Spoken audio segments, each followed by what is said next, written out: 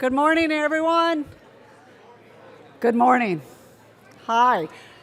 Welcome to Realtor Day at the Capitol. My name is Jenny Pakula. I'm the CEO for the Oregon Realtors, and I'm so thrilled to welcome you all here. It's been 4 years since our last live Realtor Day at the Capitol, and it doesn't look like we missed a beat. Thank you all for being here. And you brought the sun, which we were not sure was going to happen after yesterday. So today we have a unique opportunity to make our voices heard and advocate for policies that promote home ownership, protect private property rights, and increase housing supply and affordability. Your presence here today demonstrates that you care deeply about the future of our industry and the communities that you live and work. We know that the legislative process can be complex and time-consuming. However, it's also an essential part of ensuring that the industry and real estate market is able to thrive.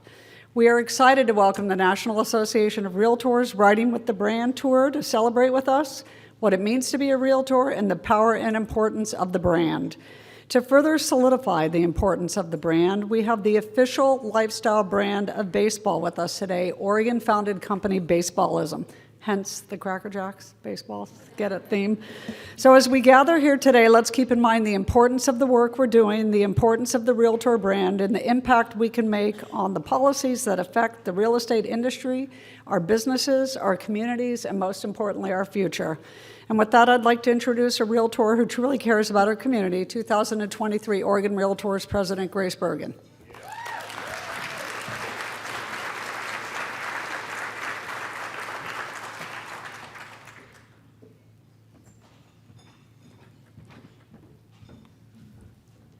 Good morning. Thank you all so much for being here. Seeing this many members come, care, show up, and be a part of such an important event makes me proud.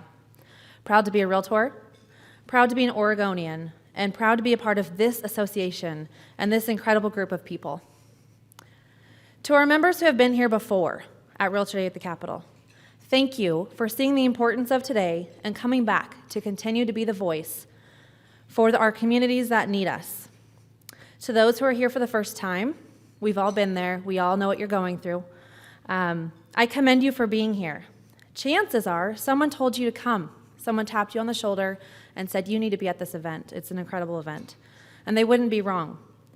Many years ago, Realtor Day at the Capitol was my very first exposure to the amazing work that Oregon Realtors accomplishes. And let me tell you, my mind was blown at the end of the day.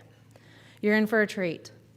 Every single one of us has a unique opportunity, as today is the very first Realtor Day at the Capitol that we've been able to have since before COVID. You bring the stories your communities and your neighbors have to share, and the importance and the reasons as to why home ownership matters. Oregonians are incredibly lucky to have each of you advocating on their behalf. Thank you for your dedication. Really quickly, I want to take a moment and take a picture to show future generations to come how Oregonians made it an important piece to be here at Realtor Day at the Capitol, advocating for our communities across the state. So thank you for being a part of that photo. Next, I'd like to acknowledge and appreciate the amazing staff and lobbyist team we have at Oregon Realtors. The team has navigated each curveball, Jenny, you like that? That was intended, that has come their way with tenacity and excellence. Please join me in thanking the staff and our lobby team for all of the work they do on a day-to-day basis and everything they have done to make today happen.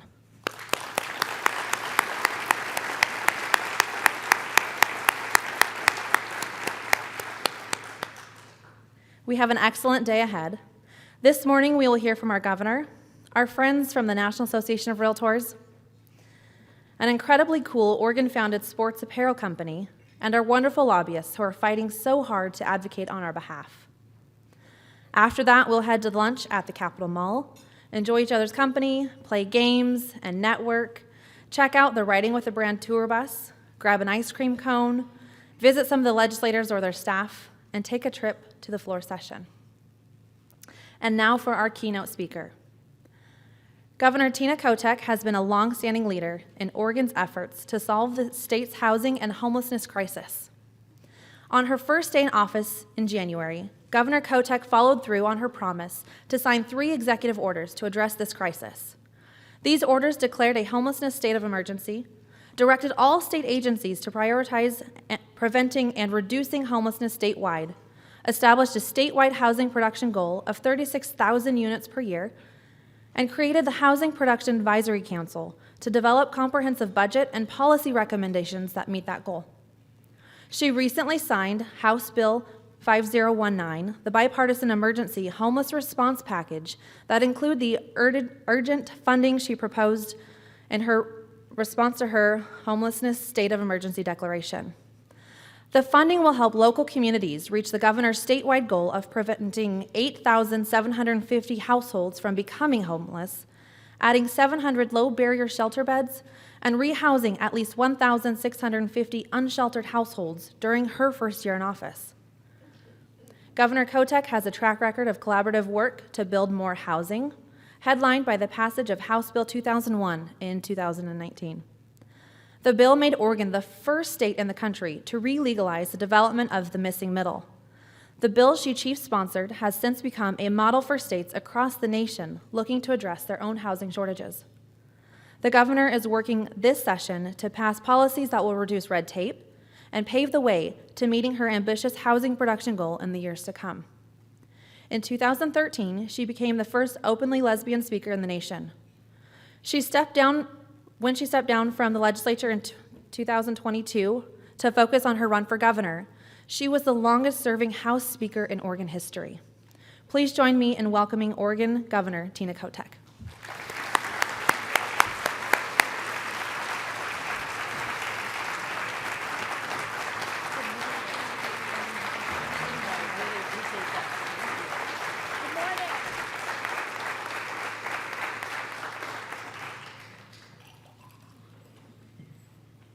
Good morning, everyone. How you doing? I'm really just here for the Cracker Jacks. You probably didn't know I was a Cracker Jack fan, so I apologize in advance. I have a little bit of a allergy/cold, so I'm sounding a little hoarse this morning. Well, I really appreciate the opportunity to be here this morning, and thank you all for coming to Salem to visit with your legislators. How many people, this is your first Realtors Day at the Capitol? Yes, congratulations. Thank you for being here today to be part of the process. And you're not just here today to speak about your profession. You're here because you care about Oregon. You're here because you want to talk with your elected leaders about the Oregon you want to see, the Oregon we want to have.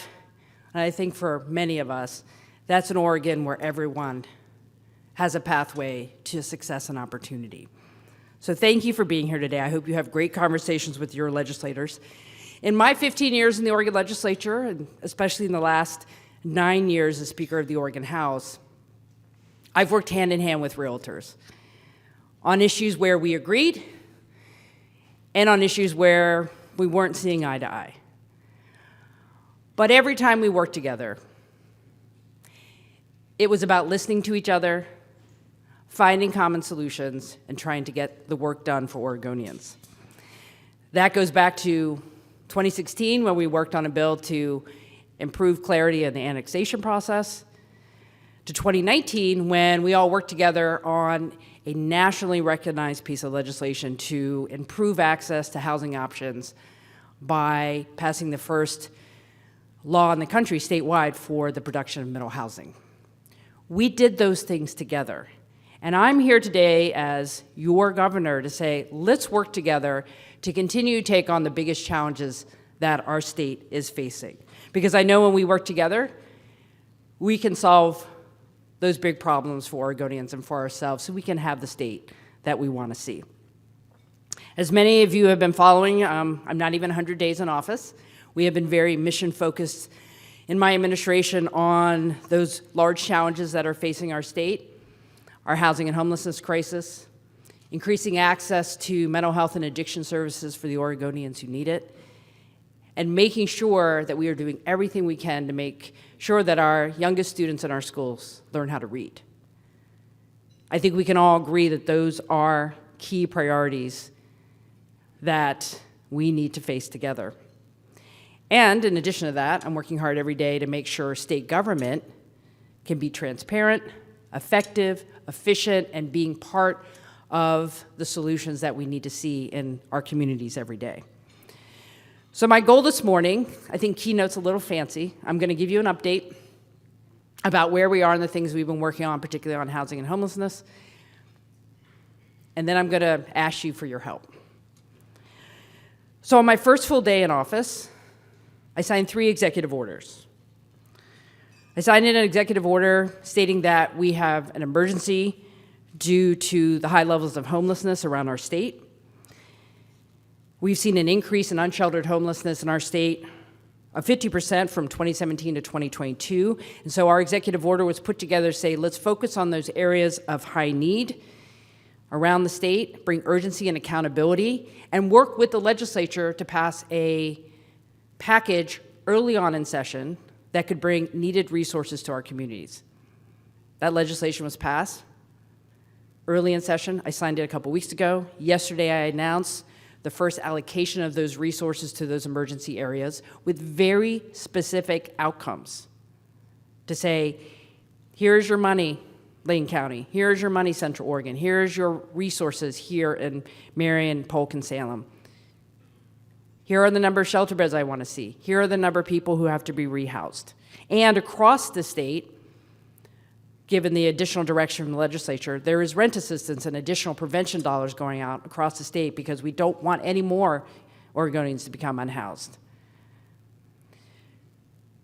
We are not walking away just because we allocated those dollars. As I said yesterday in a press event, we're going to be side by side with those local communities who put together very specific action plans to reach those goals.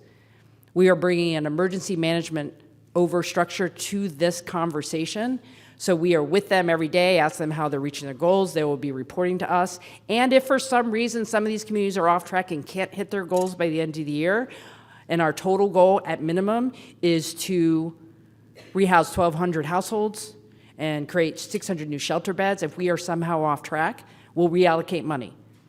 This isn't about just resources, it's about making sure those resources are producing results.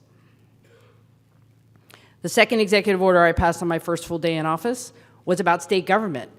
What are we doing internally at state government to bring all of our resources to bear to help people who are experiencing homelessness? So at the end of last week, all the agencies were to report on what their core mission is and how that relates to addressing homelessness around the state, housing and homelessness. So we'll be reviewing those and working with agencies who have identified ways they can be helpful. Because I think state government also needs to walk its talk, knowing what our properties are, knowing what we can be doing to streamline our processes, whatever those are, to help individuals who are at risk of homelessness, who are experiencing homelessness, or people who are trying to get into long-term housing. And then the third of the executive orders on my first day was about housing production. I set a new goal for our state of constructing 36,000 new homes per year for the next decade. That's an 80% increase in what we have been producing in the state. That is a lot of housing. I've got a side note here. You probably saw some polling a couple weeks ago where people are like, I don't know, remember who did the polling. They were like, yes, we need to solve homelessness and it's a challenge, but we don't want to build any more housing. That is a disconnect, folks.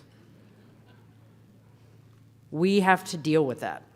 So, in addition to setting a new construction goal for the state, the production goal, I established the Housing Production Advisory Council that is now a 25-member group. And I want to say, we opened that up. We had 180 applicants for that council from across the state, across a variety of professions, from folks in real estate to folks who are developers, to people who work with construction programs. We had it across the board. They're on a very specific timeline to produce a set of recommendations by the end of the year. They have already hit their first goal, which was by April 1st to produce a framework for developing their action plan. And we felt that was important to say, what's the roadmap that you will be working on as you separate into working groups to get us the recommendations by the end of the year? That draft is now finished. We will do some official distribution here shortly. You can look at it on the website. It's the final draft version. But it talks about what are the existing recommendations that have been out there from a variety of agencies and partners over the years. What are some new things we have to look at? The types of things that we will be focusing on are land availability, permitting processes, building codes, construction workforce, financing. And I will say, I think one of the challenges that we were all going to face is that, let's assume when we get all those things to work together, we are going to need Oregon residents, we're going to need Oregonians to build this housing. So for those students who are in those construction programs today in high school, how do we make sure that they know that one of the things that they can do to serve their state is to figure out how they can get into construction and to build the homes that we're going to need to see across our state? So I'm excited about the work that the Housing Production Advisory Council is doing. It is representative geographically. We are seeing folks from both the nonprofit and the for-profit sector who work in development. We're talking about people who understand what it means to do permitting. This group is going to bring us recommendations by the end of the year, and that will serve as the guideposts for what we will be bringing into the next legislative session in 2024 to make sure we can move forward there. But we're not stopping there. It's not just the executive orders that we have passed. My first recommended budget was very focused on the top 3 priorities. And in housing and homelessness, there are additional resources that we need the legislature to pass this session for housing construction, $1 billion in general obligation bonding, not only for affordable housing, but for more supportive housing. There are dollars in there to expand what we do around first-time home ownership. There are dollars in there to say we have to preserve existing affordable housing. And really supporting the current work we're doing on our shelter capacity. So for folks who are experiencing unsheltered homelessness, we can continue to have that capacity as we work with them individually through enhanced resources to move into permanent housing. We certainly have a lot of work to do, and we're going to need everyone's help to do that. A couple other things that we're working on.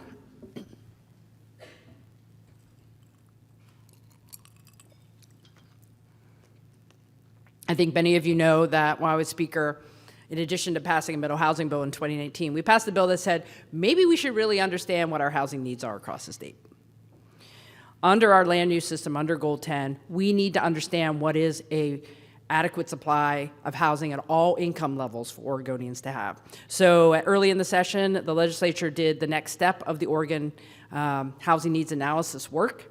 We want to support that. We want to support our local communities to be able to do the planning and the development work they need to know what their housing goals are and to hit them. I've been on my One Oregon tour, I've been meeting a lot with mayors in relatively small towns who are like, look, we want to have more housing, but we don't have the technical assistance and the staffing to actually do the planning and design work that we need to do.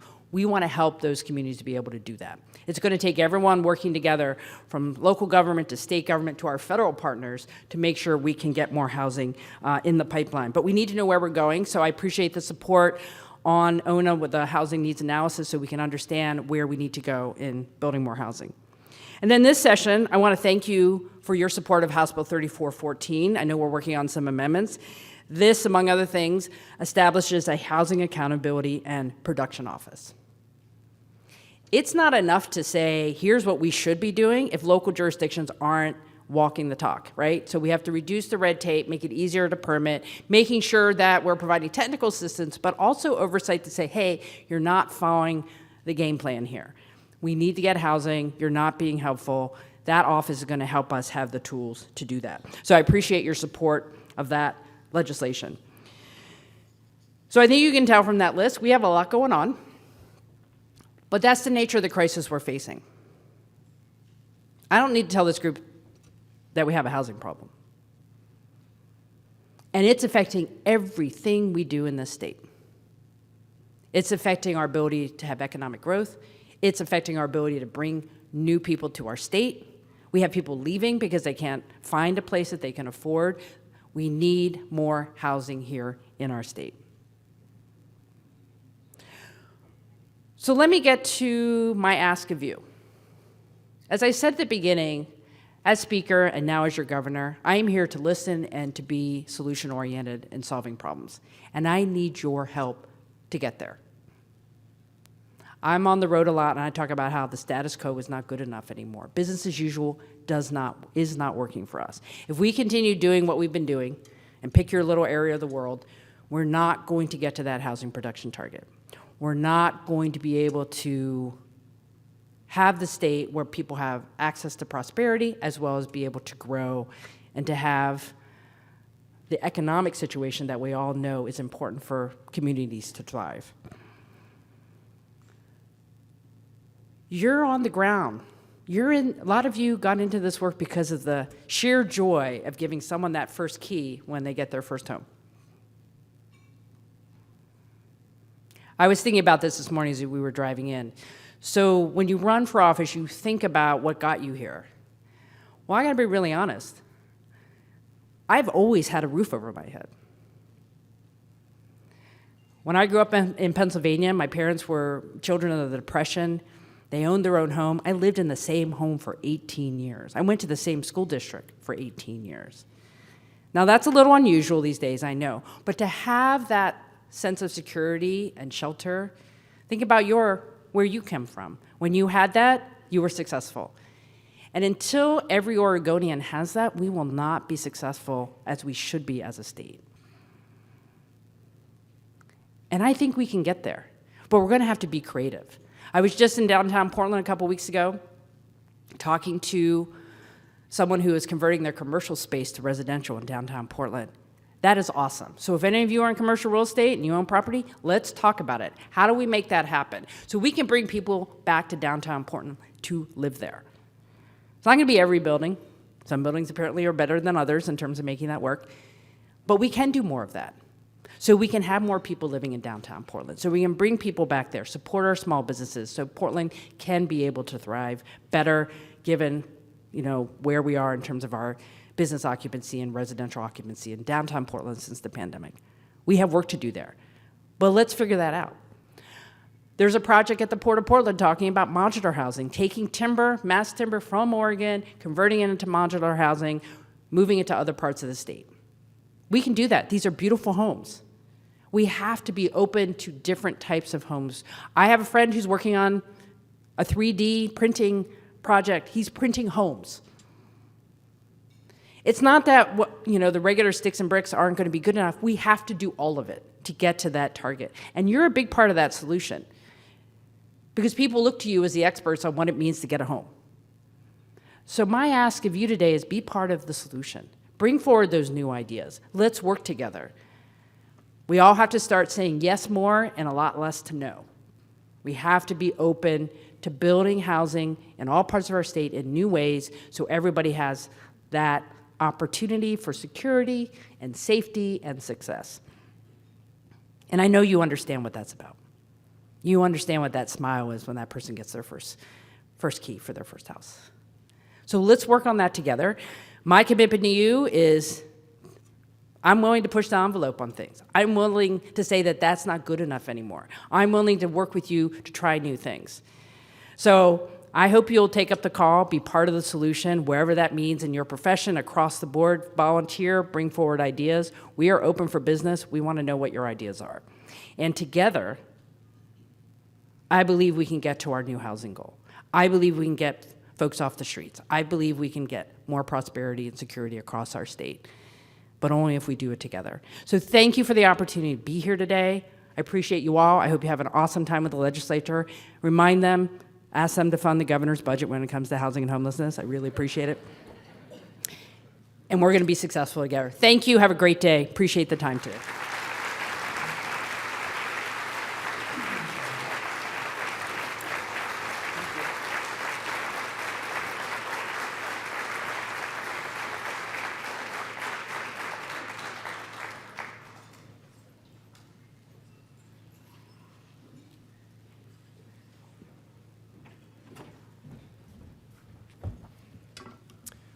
Good morning, Realtors. Oh, come on, let's try that again. Good morning, Realtors. All right, there we go. I'm Tony Kelly. I'm from the Portland Metropolitan Association of Realtors, and I am incredibly excited to be in this room with so many passionate professionals. I'm also excited to introduce our next guest. Zach Rubin McCarry is the manager of RPAC, Federal Disbursements for the National Association of Realtors, working with a group of 13 states and territories, including America's Samoa, California, Hawaii, Guam, New York, New Jersey, Washington, Oregon, Ohio, Alaska, Delaware, North and South Dakota, and I lived in North Dakota for 5 years, so that's a great territory to cover. And prior to working for NAR, Zach worked on federal campaigns across the country and as a legislative staffer in Congress for Representative Shaun Patrick Maloney of New York. Being at NAR is like coming home for Zach, as his first job in politics was an internship in the Government Affairs Department for NAR while he was in college. Zach is in Washington, D.C., and he's a native, and this is hard for me to say this as a Michigan Wolverine fan, but he is a graduate of the Ohio State University. So please welcome Zach.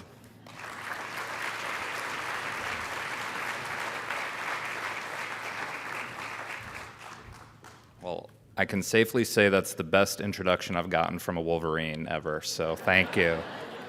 All right, thanks for having me here today. As was mentioned, my name's Zach. I work on the NAR Advocacy team. My job is to be a resource to you all, our members, as well as our staff here in Oregon. Wanted to kind of get in and talk to you a little bit about what we're working on in DC, kind of give you all a kind of update on what we've been working on legislatively, how we see things kind of going the next few months, as well as talking about some of our policy positions we have set up for the mid-year meetings in May, for those of you who are attending that. And then kind of give you a little bit of kind of an update of where we are on the election, where our thinking is, what we're looking at. So, as we get into another election year, you kind of have a sense of what, the Realtor Party is focused on. And then lastly, I do want to leave a little bit of time in case there are any questions. I also add, I'll be here till 12:30 or so I'll be around. So if you do have questions, feel free to come find me. So hopping into some of the issues that we're looking at, I think the most immediate ones that we're keeping an eye on are fiscal issues. So the two big ones this year, if you want to hop to the next slide, the first one is the debt limit. That we don't have a firm deadline on that yet. It should be at some point over the summer.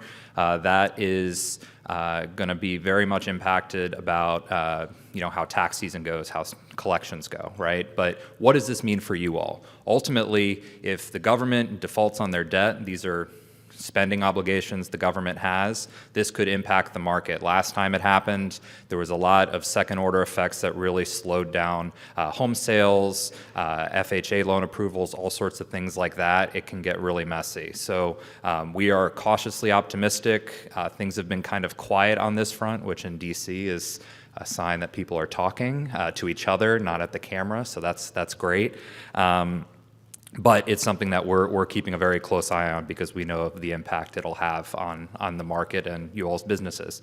The other big one is the spending deal. So the last one was approved, but it only goes to the end of the government spending year, which ends at the end of September. So if this is like any other spending deal we've dealt with, we'll probably have a deal September 30th around 10 or 11 p.m. and it'll get passed the next day. But it's something that we're continuing to make sure our friends on the Hill are aware of, and something that's very important there. Again, it can have a lot of second-order effects on the market. Moving on to taxes, I think this is going to be something we're talking about for the next couple of years. I think kind of the backdrop of all of this, the Tax Cuts and Jobs Act, which was passed a few years ago, a number of those provisions expire at the end of 2025. So things like the state and local tax deduction, the child tax credit increase is going to phase out. There'll also be a reduction. That reduction of the income tax rate will also phase out as well. So these are things that have very strong constituencies in Congress. So there's going to be a lot of people who want to make sure those things continue. So there's going to be a lot of kind of negotiating behind the scenes to try and get some sort of tax deal to hopefully extend some of these things. So as you are engaging in all the meetings we're doing, I think you're going to be hearing a lot about tax provisions. The other thing, definitely want to make sure that's of note is, last year, some of you may recall, the Inflation Reduction Act was a big priority of President Biden. The key thing for us was what was not in there. In the negotiations throughout that, there was about 11 tax provisions that were of very important status for our members. All of them were out of it. A couple of the key ones that I hear about the most, the 1031 like-kind exchange, there was no changes to that in that bill. The step up in basis, any sort of increase in capital gains tax, any sort of restrictions on real estate investment in IRA accounts, all of those were kept out. So those were things that were being talked about by Democrats as things that could be ways to pay for their climate agenda. Those were not included, and that's in large part to the advocacy of folks in this room and making sure members on Capitol Hill and your lawmakers understood the importance of keeping those things as is. So that was a really big win for us last year. The other big issue we're looking at is housing supply. This kind of dovetails with tax issues. The good thing about this is it's bipartisan. You heard the governor here earlier talking about that. It's something that Republicans are really starting to gear up on as well. It's not just a red or blue state issue, which is a really good place for us to be because, as a bipartisan organization, it's a great place for us to really lead the conversation on. A lot of the proposals we're talking about here are going to be in the tax realm. There's a few that are currently floating around for commercial conversions, which were mentioned earlier, things to help convert unused shopping malls, increasing the capital gains exclusion for homes as they're sold. That hasn't been updated in years. There's a bill that we support to do that. There's also another bill that would help update older homes that maybe are off the market, but with a little investment could help increase supply. So there's a lot of ways that we're trying to get at this issue. Kind of all the above idea to get at this. And I think in terms of timing, that 2025 deadline is kind of what we're working with here. As both Republicans and Democrats are gearing up for an election. They're going to want to see who has power come next November, who's in the White House, who's controlling the House and Senate before they kind of commit to any sort of long-term deal on taxes. And then lastly, the other big issue that we're going to be dealing with and focused on is fair housing. So there's kind of three main requests that we've included in our talking points this year. And the first one being reauthorize and increasing funding for HUD fair housing enforcement programs. So this dovetails well with some of the spending that I was mentioning earlier. We're also urging Congress to support legislation that closes homeownership gaps amongst demographic groups. And then lastly, increasing funding for HUD's fair housing enforcement grant programs. These are programs that we've supported for some time, but continuing to bang the drum on this issue is really important. And I mentioned earlier we have some elections coming up. Believe it or not, we are less than a year from the next presidential primary. I always hear a groan when I say that. Trust me, it snuck up on me as well. But this is important, right? Because as you get into an election year, you're going to have senators that are not in the Senate. They're not able to vote on legislation. That is going to impact their ability to pass pieces of legislation.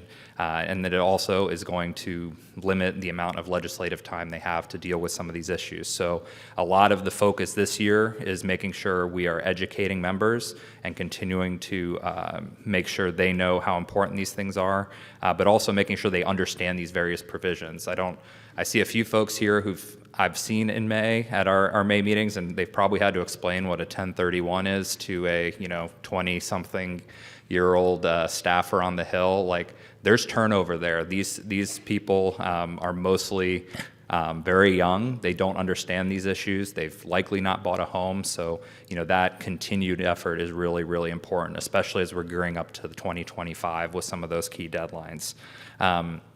But wanted to touch base on the election a bit. So kind of looking back, we had an awesome election for RPAC. A nearly 98% win percentage on candidates that RPAC supported, which is great. We had a 50-50 divide on RPAC funds and who they went to. So that's R&D breakdown, 50-50 right down the middle. And then there were 418 candidates that RPAC supported. So overall, just a banner year for RPAC and our federal programs. And then, as I mentioned, we do have the presidential race coming up. The other big thing we'll be watching is the Senate.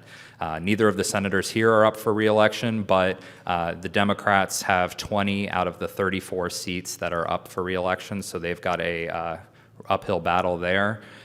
We also have Republicans who narrowly have the House. They won a few seats that I think Democrats think they can win back. So we could be looking at a very competitive congressional election in addition to a presidential election next year. So that's something we're going to be monitoring very closely. And we'll obviously have very big ramifications on what our advocacy looks like in the following year. And then lastly, for those of you who are coming in May to DC, I just wanted to give you a few updates on that. The first thing is we have a new location. It's the Washington, D.C. Convention Center. I can tell you as a native, it's a great facility. It's centrally located. There's a lot of great restaurants and things to do around there. It's also very accessible to the airport, so for those of you flying in, it'll be great. The schedule is now available on legislative.realtor on our website. I check back routinely. They're constantly updating that. And the other big headline, too, we have a new event on Tuesday of mid-year from 6 to 9 at Nationals Park. For those of you who are baseball fans like I am, it's the Riding with the Brand National Block Party. This is just going to be an awesome event. We have thousands of people will be there, members of Congress, people, all the attendees, a lot of our friends in the industry from around DC will be attending. This is going to be a great time. I'm super excited. We have field access. As a Nationals fan, I've never been on the field there, so I'm very excited about that as well. But it should be a really good celebration, as we're all back in Washington. But with that, I have my contact information here. Please don't hesitate to reach out to me. Call, text, email, all of that goes directly to my phone. I'm happy to talk, get you whatever resources you all need, be a resource to you all. But with that, I wanted to see if there was any questions. I know I went through a lot. And if not, come find me, please, while I'm around. I see a hand over here.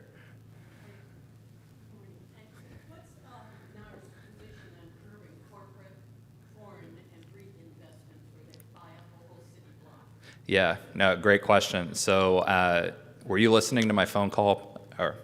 Yes, so the question was NAR's policy on curbing corporate and investment with REITs and investment banks, that sort of thing.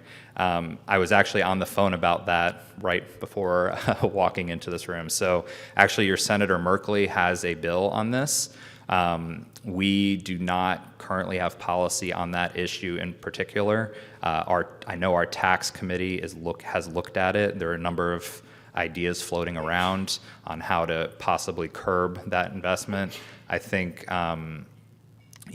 with a lot of different proposals out there, we take those pieces of legislation for our committees and they get to look at them. But in terms of a formal policy, we don't have one at the moment, but they are looking at it. Yep. I think I saw a hand come up over here. Did I? No. All right. Well, as I said, I'll be around here all the rest of the morning, so please don't hesitate to come find me. And thanks a ton.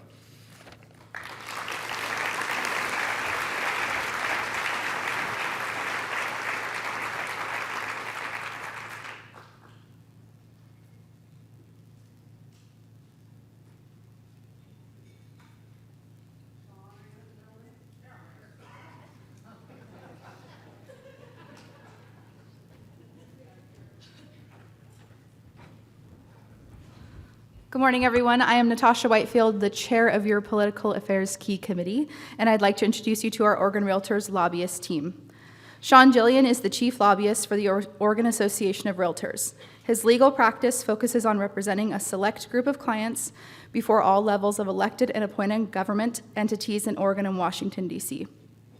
Shaun was an attorney and partner with several Portland-based law firms prior to being named executive director of Oregon Manufacturers and Commerce and forming Jillions Group, LLC in 2019.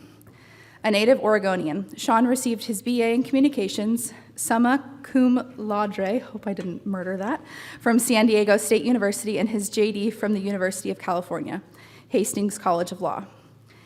He has been a member of the Oregon State Bar since 2004.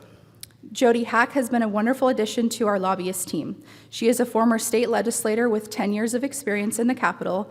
As a native Oregonian and local business owner, she has always cared deeply about the issues that affect our state and has been a longtime dedicated champion of housing issues. We are very grateful for our hardworking lobbyist team who so diligently advocate for realtors and the real estate industry. Please welcome Shaun and Jodi.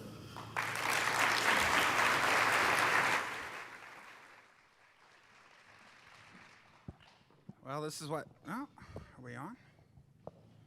Hello? Oh, gotta be closer. There we go.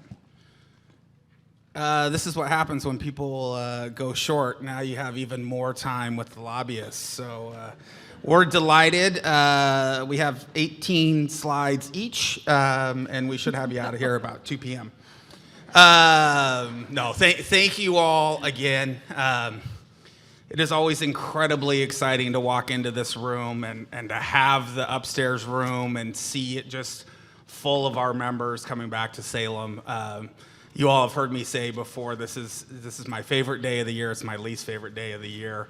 It's a lot of excitement, and here's what I will say, and Jodi could speak to it firsthand, having been a legislator, but people talk about you all for days afterwards, and what impact you had, and what an amazing sort of show of force it is for all of you to come to Salem. So really appreciate you all making the trip here. And allowing us to represent you as we go through some of the issues. Jodi and I will go through sort of the key talking points, but I thought maybe we'd start with just the mechanics of today, because for those of you who have been around Realtor Day before, it ain't the same today. The Capitol is completely torn up. You're gonna see that when we're out on the Capitol Mall in the tent. It's very restrictive in where we can go. We're restricted in the number of people that can be there. And so part of your task when you're in there is to get in there, meet with staff most likely, because the legislature is going to be in all-day floor sessions, and then get back out.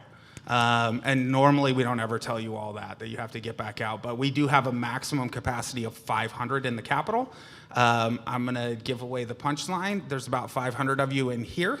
So we can either kick out all the legislators and their staff, which was my vote, but instead we're gonna have to balance. So Jodi, you maybe wanna talk about 101, how we approach a meeting, particularly if we're meeting with staff, and just we'll do that and then we'll jump into talking points. Sure. And we've set up several opportunities for you all to, if you're in a situation where you're meeting with staff, I would remind the key contact folks that you might ask them if there's an opportunity to poll legislators from the floor. Just respectfully, they may or may not be able to do that, but you could ask for an option for that. We've set up several opportunities to do that. We just couldn't necessarily say that they would be able to do that. So there are some options there. Don't underestimate their staff. So please don't feel like because you're meeting with the chief of staff or a legislative aide that it doesn't mean anything. I can tell you, being a former legislator, it does. They have the ear of legislators and oftentimes work very, very closely with them on policy issues, and most often will be up to speed on all of the issues that we're going to go through today and what you're going to talk to them about. So please don't feel like you're being slighted in any way because they are extremely important as well. So just, greet them, be kind to them. How you treat them will get back to the legislator. And we've got some really great pieces of legislation that we're working through the system this time around and have some really actual wonderful opportunities. So we need all of you to help us have a good showing. Not that you wouldn't. Shaun may disagree with me. But we just hope that you enjoy your time there and just, you all know how to conduct yourselves in meetings, so we're not going to tell you how to do that. But stick to the issues. Use your time wisely. I would also say before you go in, talk through it with your group. Who's going to talk about what?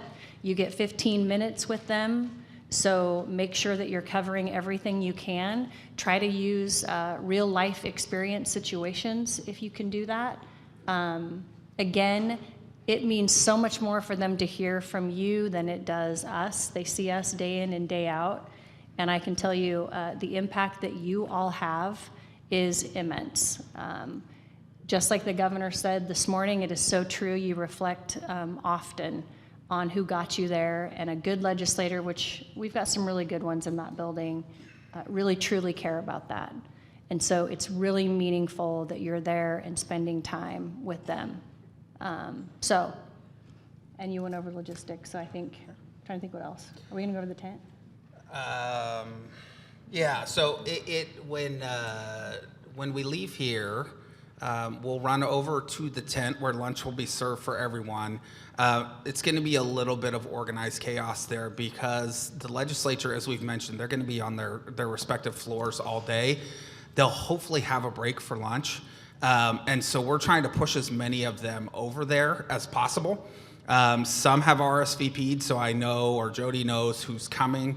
The rest of the time, though, honestly, it's going to be us at the door kind of seeing if they come, and we're going to run and try and find some of you that we know are from that area. So just be flexible in today.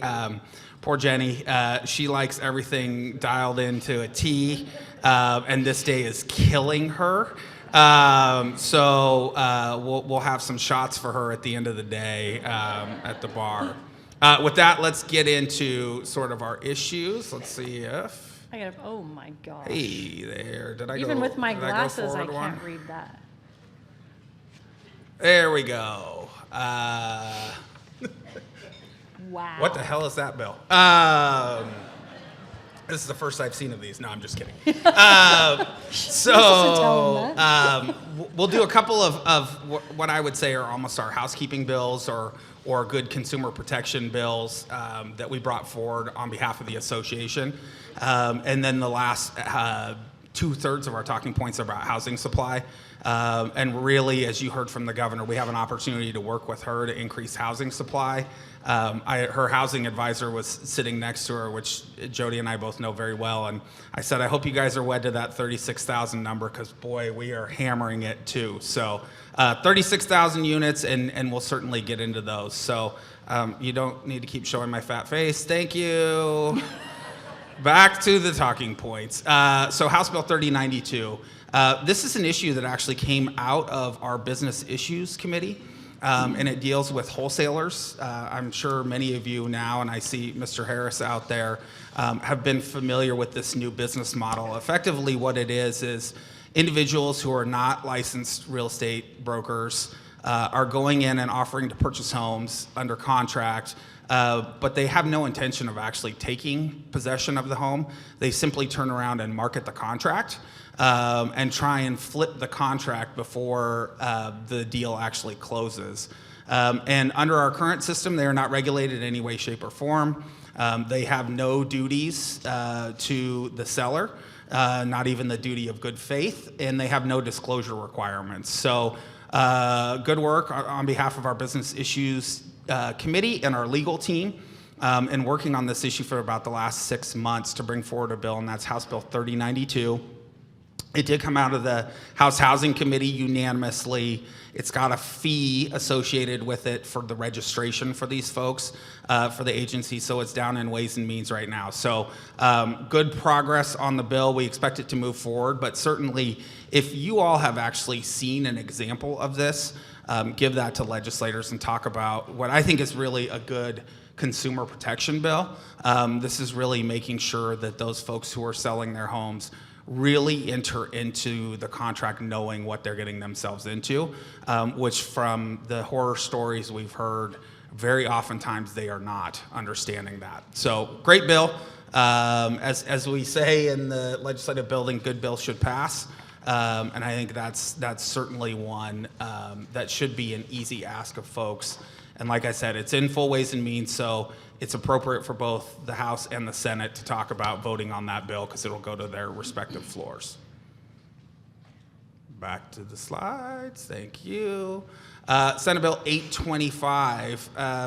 For those of you who have been around Realtor Day and the legislative process, you'll probably remember when we implemented first-time homebuyer savings accounts. So this was an initiative actually the NAR put forward to have states pursue first-time homebuyer savings accounts programs.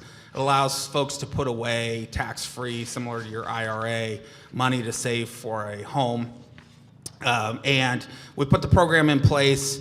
It has not had the penetration that we would really hope that it would, and I think a big part of that reason that we hear from our friends in the banking industry was some of the provisions that were in the bill, that we had to have a little bit of what they deemed burdensome reporting requirements, and it also required a separate new account to be established that was specifically only a first-time homebuyer savings account. So since we put ours in place, I think we were one of the first states that put it in place.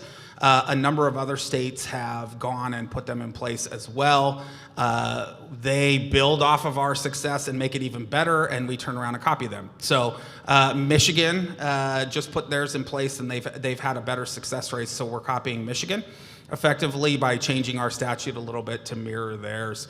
It's really a simple sort of fix. We are not re-establishing the first-time homebuyer savings account. That's already in statute.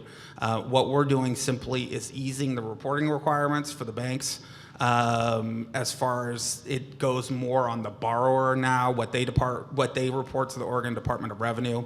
And then it also says that you can use a regular savings account. So financial institutions don't have to come up with a brand new thing. A borrower basically just goes in, opens a savings account, and deems that they're establishing it for the first-time homebuyer savings account. So thank you, Michigan, for showing us the path. We will happily follow and hopefully increase that. So the good sort of two realtor bills, wholesaling and first-time homebuyer savings accounts. That is actually, homebuyer savings account is in the Senate Finance and Revenue Committee right now. That is chaired by Mark Meek, who is one of our Realtor members. So he certainly was a co-sponsor of the original bill and is looking forward to moving that bill out. All right. Hey. House Bill 3569 is what we're calling the Oregon Right to Housing or Right to Build Act. Essentially what this bill does is it says that if it's zoned single family residential, then let us build on it that way. What it allows for is that if you have applied for a permit and you've met all the public health, safety and building codes and zoning criteria, then get out of our way and let us build. It alleviates some of the appeals processes and tries to do away with some of the obstructionist behaviors that NIMBYs are doing that you're all very familiar with. This bill actually had a very robust hearing, and the League of Oregon Cities and many of the local jurisdictions don't like this bill, not surprising. And we mirrored this bill off of the governor's super siting bill when they did the sheltering. So it's been done before. We know it works. There's been some pilot programs and different things, but a lot of controversy around this. So there's some standards in it. There's some appeal language in it. And what essentially ended up happening with this bill, we heard it the same day as what you heard the governor refer to as her bill, House Bill 3414. This bill kind of became the whipping post that day. Her bill looked pretty good, and this one definitely got lit on fire, which is okay. So essentially what we did, had this bill moved to rules. We continue the conversation. There's a potential that this could have some amendments put in it. to do some model code work around it, and maybe may end up being kind of a catch-all for some other low-hanging fruit ideas around some SDC fee things and some different things that are floating around.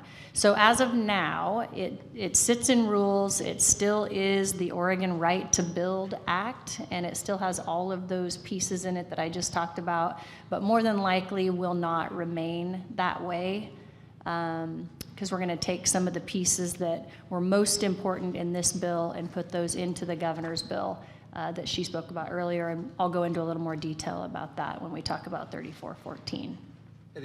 This bill is very similar to how Jodi and I approach lobbying, good cop, bad cop. It's really been refreshing for me to be good cop all session.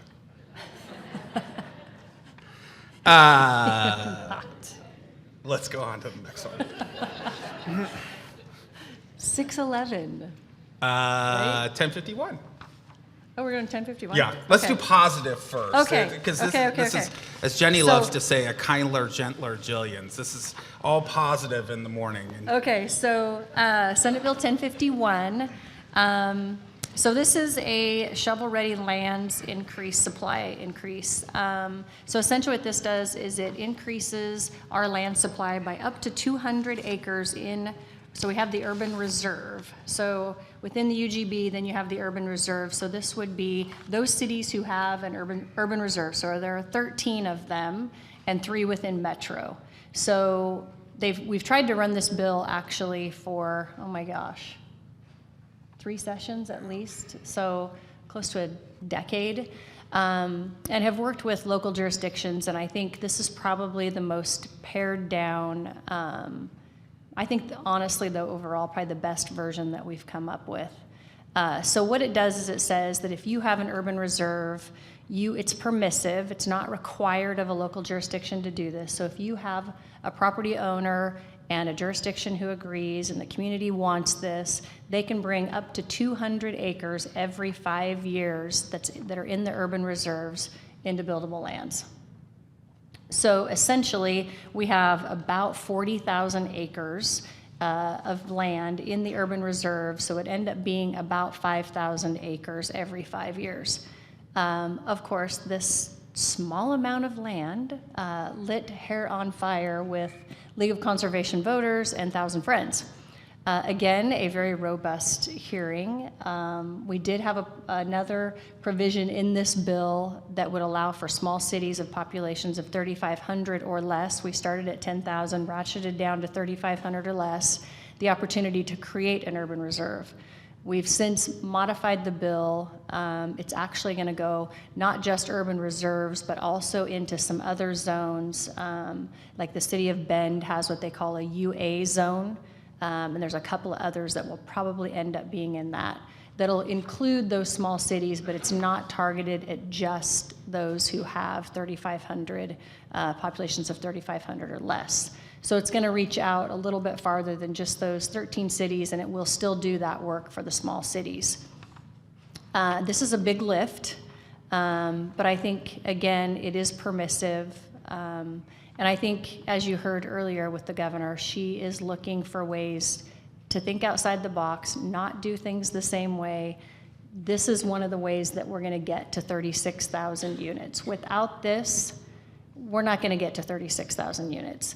And I know this is a hard conversation to have, and we had a couple of difficult conversations at our Government Affairs Committee meeting. Not everyone agrees with expansion, but we've spent a lot of time building in and building up, but we need some land supply. So it's a very modest and thoughtful approach that a lot of really good people have spent a lot of time working on. Shaun being one of them, Dave Honeycutt, myself, John Chandler back in the day. So I think this bill has some potential, but it's going to be a tough lift. But I think if there was ever a session to do it, it's this session. Yeah, for those of you from Central Oregon, we lovingly call this the Jack Zika bill because Jack brought it several sessions in a row for us too. So the chances of the bill in its current form moving forward are probably minimal, but the concept itself moving forward is very much in play. So definitely talk about land supply. I think the key issues that Jodi hit on for this particular bill, when you hear sort of the, oh my gosh, we can't expand the urban growth boundary, it's voluntary for the cities, it's voluntary for the landowner. You have an affordability criteria that's built into it too, so workforce housing has to be a component of the development, which is up to 120% of AMI. So it really is a pared back, not blow up the entire land use system bill. And I think Jodi and I have some interesting allies this time that we haven't necessarily before, which is a variety of cities have actually come forward and said, you know what, we like this idea. Cities from not only in the valley, but Southern Oregon and across the mountains too. So we will definitely push on this bill. And I think, as Jodi mentioned, and we've talked about, housing supply is a huge issue and land supply is a big issue. So really a good bill that we love working on.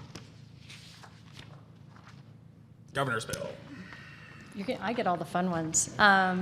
3414. So as the governor mentioned, this is, I think, in all honesty, probably the best bill of the session. And all of the coalition of folks that have come together to work on this bill, honestly, we've had some conversations and thought, dang, we sure wish we'd have thought of some of the things that are in this. But again, the governor's housing policy gal that Shaun mentioned earlier that he sat by did a fine job on this. So her team did some really good work.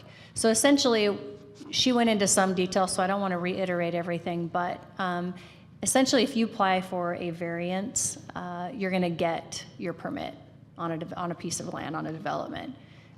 We're trying to put some sideboards on that. As you can imagine, the local jurisdictions are losing their minds over this bill.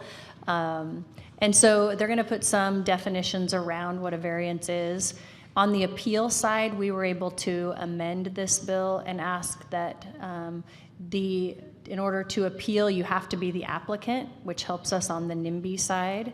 Attorney fees goes to the success, whoever wins. Why am I drawing a blank? Prevailing party. Prevailing party, thank you.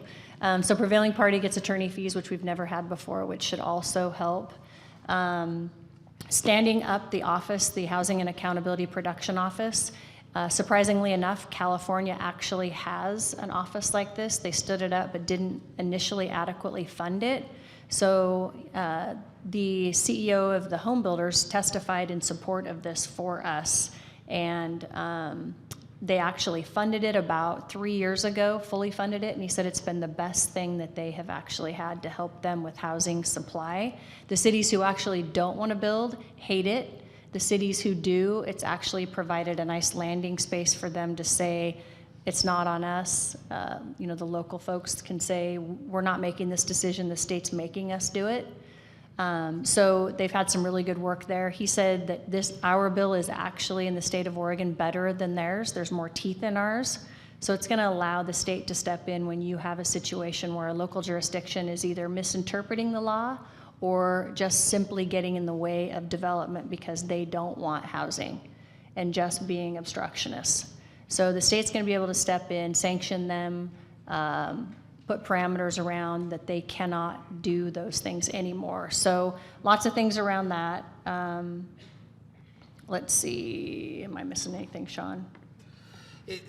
The thing I would say there is you've heard a lot of our housing supply issues talking about local governments and cities in particular. And I think some of them feel a little beat up. Jodi and I both testified on this particular bill, and we had our leadership come in with the governor as well. I think the point out of this one is for cities who are already doing the right thing, this is just going to add resources. So the state's going to be there to help streamline their process and talk to them. For cities who aren't doing the right thing, Corvallis, there are going to be some teeth, and they're actually going to have to start producing some housing. So it really is. We've had city managers of cities that are very friendly to development come to us and say, why are you beating up on us so much? And we're saying, it's not you, it's your colleagues, and not every city's the same. So we are very excited about the prospect of this bill. The fact that it's the governor's bill and it's co-sponsored by the speaker and the majority leader in the House give it tremendous momentum that we wouldn't otherwise have. You may see some provisions from things like right to housing find their way into the governor's bill, and you heard the governor sort of mention potential amendments. So. Yeah. The one thing I'll add, it requires notice of an incomplete application to 30 days, which is good, and they have to provide a decision within 120 days. So there's some timing pieces in this too that will be really helpful to developers as well. Okay, let's, Jodi doesn't get to talk anymore. I have stuff on 611. Now it's all the no's. Jodi gets to be there's yes. some not bad Jodi things in gets to be 611. yes. So hi, Zach. It's great to see you. I still love the fact that I got to go back to DC and be the first state in the country to lose statewide rent control since the 1960s. It will forever scar me. And lo and behold, here we are just 4 years later, and the legislature's already trying to ramp down the number that we knew they were going to do. So Senate Bill 611 is probably the most problematic of the bills, though I'll touch on 3503 real quick too. But Senate Bill 611, in its first iteration, would have taken our existing 7% plus CPI down to 3% plus CPI. It would have taken our existing landlord-based reasons for termination of tenancy, including that you have a good faith purchaser who actually wants to move into the home, and taken that from 1 month's rent to 3 months' rent. And then a provision that's very near and dear to any developer, there's a 15-year exclusion for new construction right now. They wanted to take that down to 3. So if you want to find a way to grind multifamily development to a halt, just ask the Oregon legislature.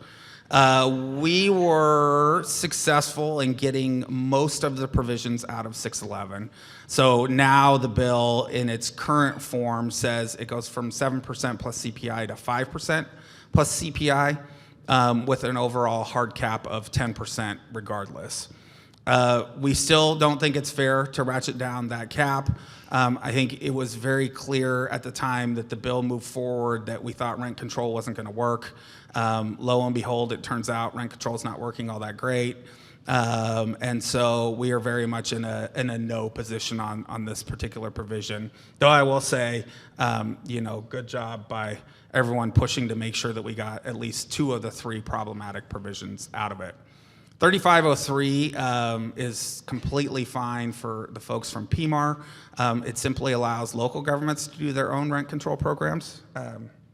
I'm sure the city of Portland will do it effectively. I have utmost confidence, so maybe we'll support that bill. No, we will not support that bill. Statewide rent control is problematic enough. We certainly don't need local governments getting into this and making it even worse. And as we've seen with, all due respect to our friends from PMAR, if there's a housing policy you can screw up and you give permission to it, Portland will do it. That really is sort of a concern there. So 3503, because Senate Bill 611 has some vote problems in the Senate, it's currently being waited on to vote for. They put forward 3503 in the House to sort of be a hammer against us, to say, fine, you guys don't want to live with 5% plus CPI, we'll let local governments do whatever they want. So really important to sort of tell the stories. I think it's also really important to continue to tell the story about purchasers who are trying to come in, good faith purchasers who are trying to move into these properties, the problematic timelines that we have with 90 days, the payment of relocation payments and the problems those have. But really, this is an issue that we need to be strong on and continue to tell folks that in inflationary times, believe it or not, landlords aren't unicorns. Housing providers aren't unicorns. They saw inflationary pressures too, and their costs went up as well. So no on Senate Bill 611 in particular, and 3503 if you're meeting with members of the House. Last but not least, I believe, and we'll take questions afterwards on any of these, mortgage interest deduction. It's an annual fight or biennial fight for us, depending on how strong advocates want to push The current bills are Senate Bill 976 and House Bill 3010. They will limit the mortgage interest deduction based on income levels to be defined in the bills. In years past, we have hit those very, very rich people who make $100,000 a year. I personally brought my Learjet in this morning based off that income, with an overall hard cap sometimes of $200,000. So when you're talking about the quote rich and folks who, as the advocates will say, don't need help buying a home, look at what the housing costs are in your area.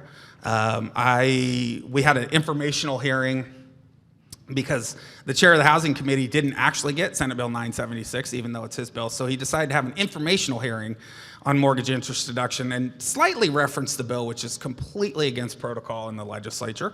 The chair of the committee who has it was not thrilled with that. But when we presented on that informational after Jodi actually got us on the panel, we weren't even invited. It was going to be an hour of just the proponents of MID and no one to speak in opposition. When we presented, we talked about housing costs, and I'm looking at Brent right here in the front row. Median home price in Bend was $660,000.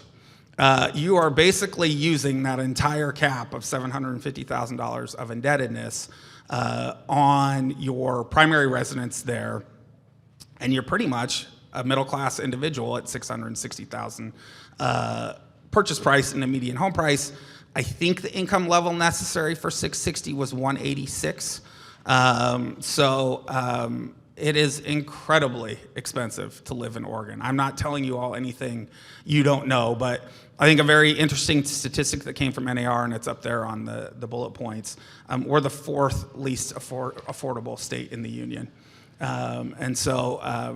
Really what I hammer on when we testify, and I know Jodi has made similar statements, fundamentally, we agree more people should be in housing. We just don't agree that you should make housing less affordable for a large swath of the state in order to achieve that goal.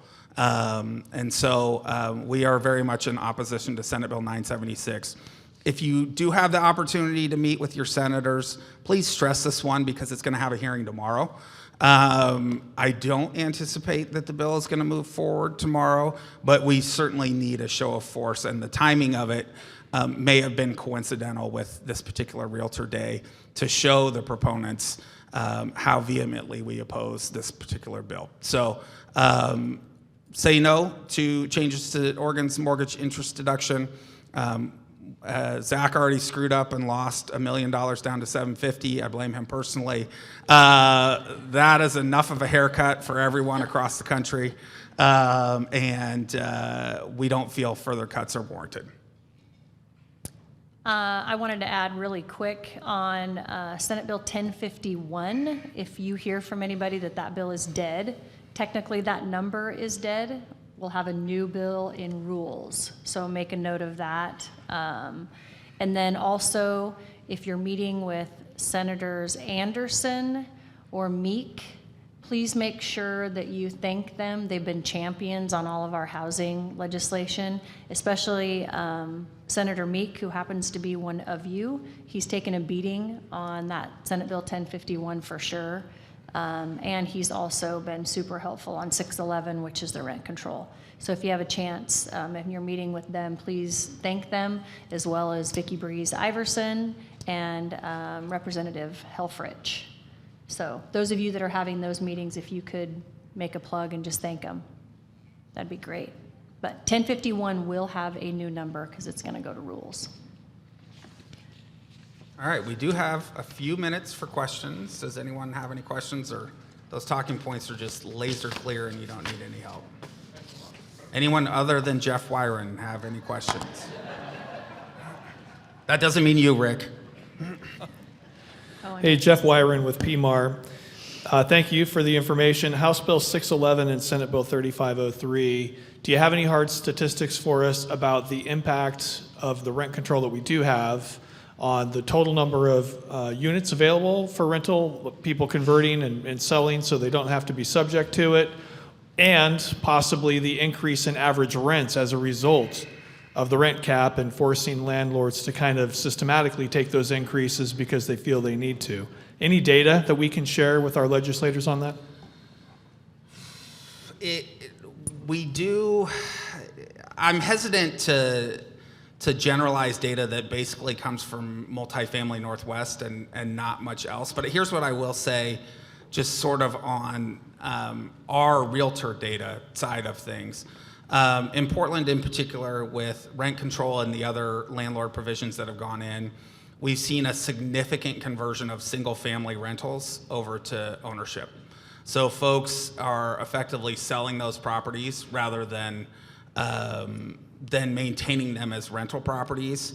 And Jeff, I want to say that the conversion number within the first 2 years was over 20% of the existing single-family rentals that were there. And I actually testified at the very beginning of sort of this issue in Portland and said, you will lose single-family rentals because people will simply get out of the market if you make it so difficult for them.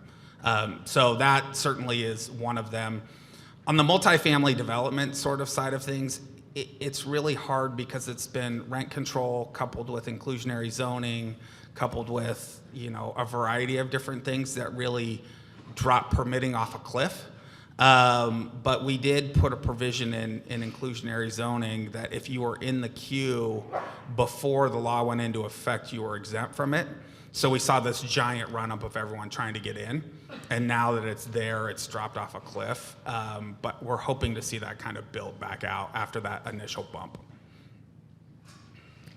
Shaun, my question kind of goes along with that. So I need a little education here because I'm kind of confused on how, if it goes from single-family rental to single-family owner-occupied, how that's negative.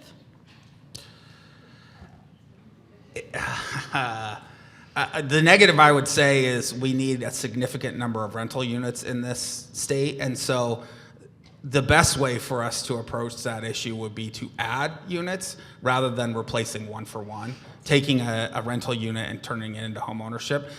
Taking a rental unit and converting it into home ownership is great if we built 20 new multifamily rental things. Problem is we have sort of a finite supply and we're not building enough new stuff. Does that make sense? Ish. Yeah. Hi, Debbie Williams from Taylor & Taylor Realty in Lincoln City. Since the 2022 census put us in the fourth position of the states that are losing population the fastest, I think we lost 0.04% of our population of around 16,000 residents. Are we taking that into account when we're looking at our housing needs?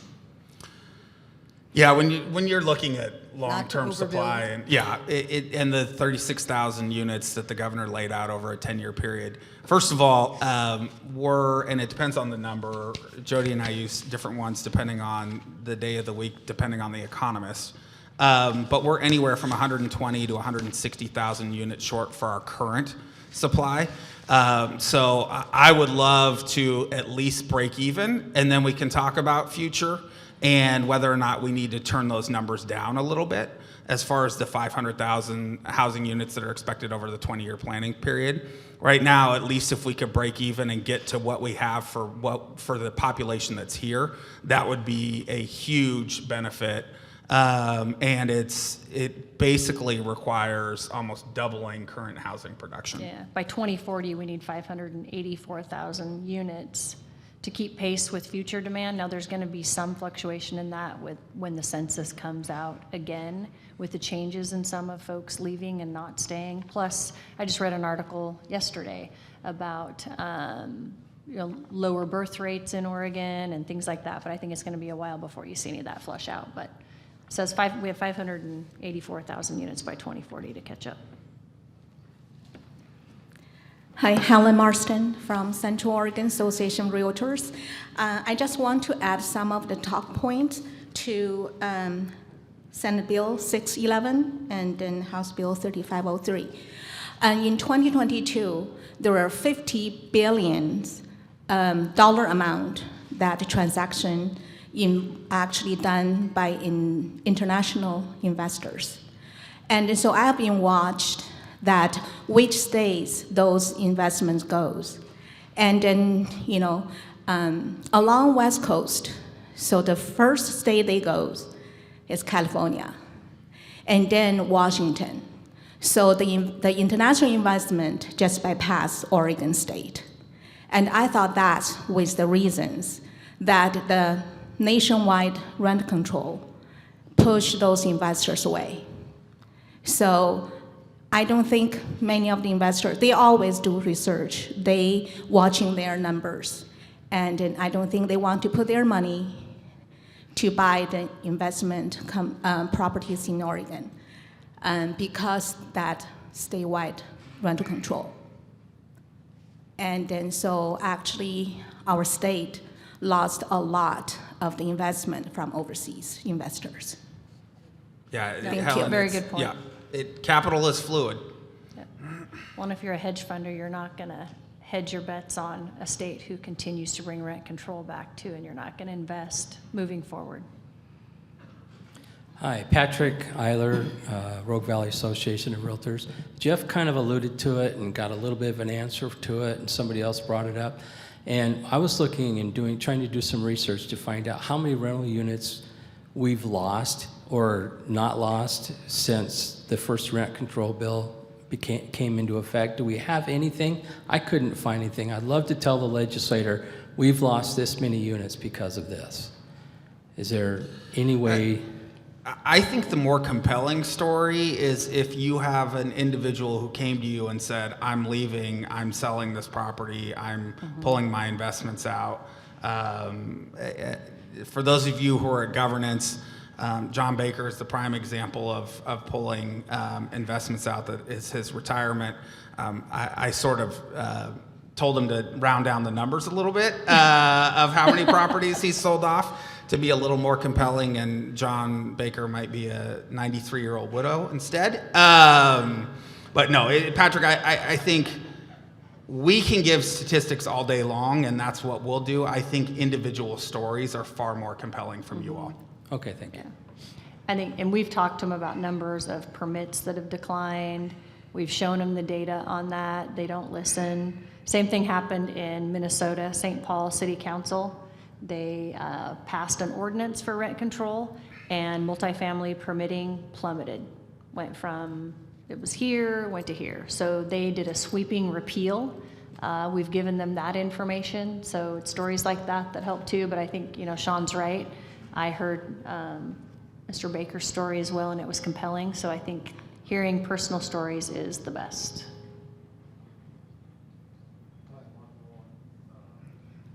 Did that? Okay, you can hear me. Thank you. I have the same problem you had.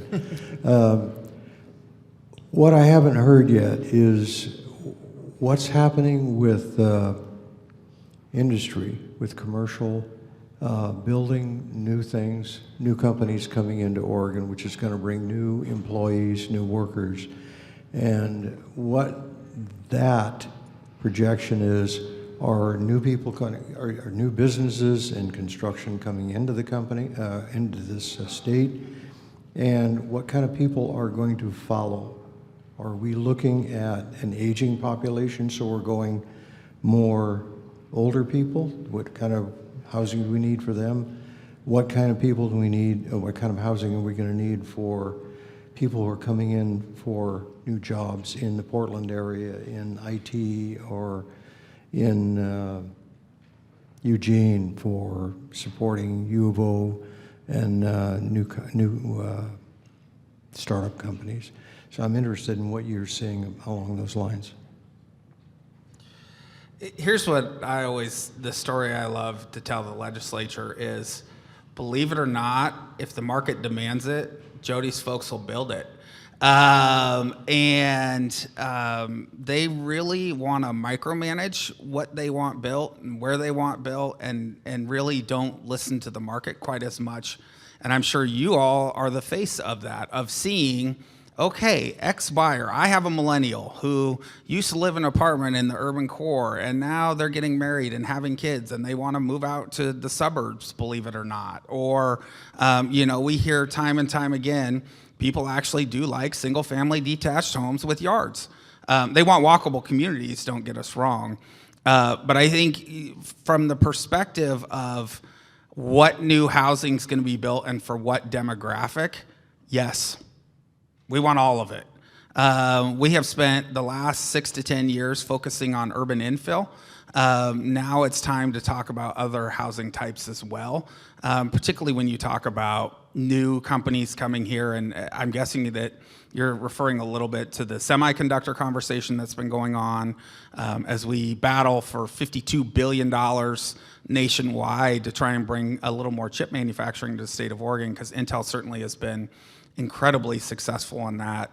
The legislature passed a very cautious package, I will say, due to pushback from the environmental community. It's to be seen whether or not it was enough to actually attract another big chip fab plant, which is ultimately what we'd love to see in Oregon. They're very high-paying jobs, and the sort of production per acre when you're talking about 500 or 1,000 acres is exponential around the state. But unfortunately, they did no housing around that. So the semiconductor piece ended up moving on to the governor with no housing provisions with it. We were hoping there would be a grand bargain around that. That didn't happen, so we'll see what the governor does. But I just found out yesterday that Oregon's the #1 producer of semiconductors in the country. So we have a good shot at expanding that in Oregon, given the fact that we are a leader in it, in the space. But again, you can't have business come if you have no place to house them. So we'll see what, I think the legislature kind of kicked the can to the governor in that regard. So we'll see what happens there. I think the conversation that she had mentioned earlier, and we've got work to do around those empty spaces all over, conversion of some of those, but we've also got to fill them. We got to have businesses. But there's a lot of work to be done around those conversations with cleaning up. They're talking about tiny homes, cottage clusters, you name it, we're building it. So lots of different conversations, but we spent a lot of time doing this infill thing, and she talked a little bit about House Bill 2001 that Shaun and I both worked on together in 2019, doing all that middle housing piece. We were the first in the country to do that. That was super innovative, and that's working, but there's definitely more work to be done, for sure. Okay, I know I'm cutting into your break, but we're going to do last question there. Okay. Okay, thank you. Frank Goulard from Oregon City. I had a question about your mortgage interest deduction bill and the seemingly unrelenting caps that are put on not only homeowners but home buyers, potential home buyers. We go back to political tax credit, limit 125,000 AGI for singles, 200,000 for joint filers. That's eliminated for them. Other state tax, political tax contribution, all those have been limited due to one's AGI, and it's fixed. There's no inflation adjustment like there is with IRS marginal tax brackets, for example. What do you see in the state of Oregon as far as progress towards at least A, increasing those AGI thresholds, and B, increasing them further with the CPI or whatever measure can be done each year? Thank you. Yeah, it's a great question of when do we start playing offense a little bit rather than defense. I think at this point in time, we're still very much on the defense end of things. And I'll kick it over to Zach too at the federal level to sort of look at CPI increases in some of those numbers, because we are tied to the federal numbers, particularly as the limit on indebtedness with mortgage interest. I think for us, I'm going to totally counter what I said before, right, of tell personal stories. I think you still tell a personal story, but you also mention, I have a buyer in X community, Oregon City, and the median home price here is $500,000, and do you know, my young married couple still has to make $150,000+ a year to buy that entry-level home. I think there's a real disconnect with the legislature of how much you actually have to make to purchase a home now in Oregon. In most parts of our state. Okay, I'm the greatest news ever. You guys have like 10 minutes, I think, for a break. So go make some deals outside, and then we'll see you all back here in 10 minutes to continue the program.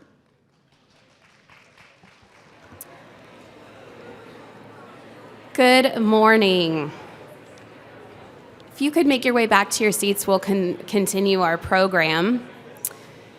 For those of you that do not know me, my name is Ashley Fordham, and I'm your 2023 President-elect. I am incredibly honored to be in front of you today, and even more honored to introduce our next speaker. Pete Kopf has been licensed since 1996 and is a third-generation practitioner. He is the principal broker and owner of Kopf Hunter Haas Realtors in Cincinnati. Throughout his career, Pete has held various leadership positions in the real estate industry, including serving as the 2011 president of Cincinnati Area Board of Realtors and the 2017 president of Ohio Realtors. At the national level, Pete has served as the 2018 RPAC Participation Council Chair and the 2019 NAR Member Services Liaison, the 2020 Realtor Party Director, and the 2022 NAR Region 6, which is Michigan and Ohio, Regional Vice President, and is now currently serving as the 2023 Vice President of Advocacy for NAR. Advocacy and philanthropy are core beliefs that drive Pete through his life. One of Pete's greatest accomplishments has been creating a nonprofit called the Cincinnati Golfers for Charity. With 4 high school friends, the CGC is responsible for raising and donating close to $1.5 million for local Greater Cincinnati children's charities. Pete also has active roles with the Arthritis Foundation, Make-A-Wish Foundation of America, and Realtors with Heart. Pete and his wife Heather, also a realtor, are lifelong Cincinnatians and proud parents to Georgia, Gus, and Lily. Please welcome our 2023 National Association of Realtors Riding with the Brand dignitary, Pete Kopf.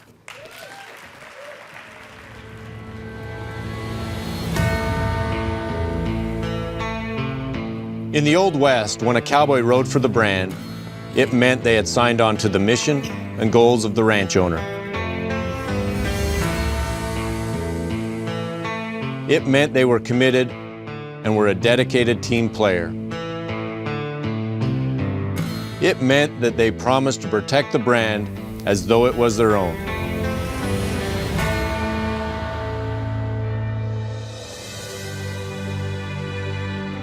The theme for 2023 is not riding for the brand, but rather riding with the brand. Because you, the members of the National Association of Realtors, are the brand.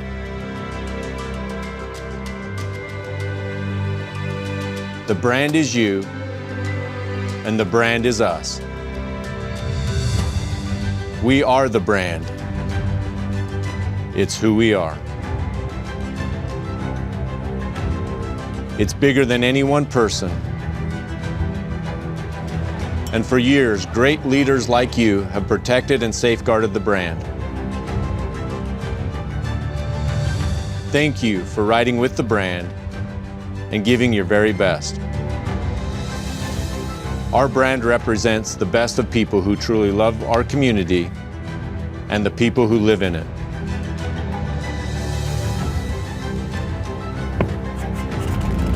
Buckle up, we're riding with the brand in 2023.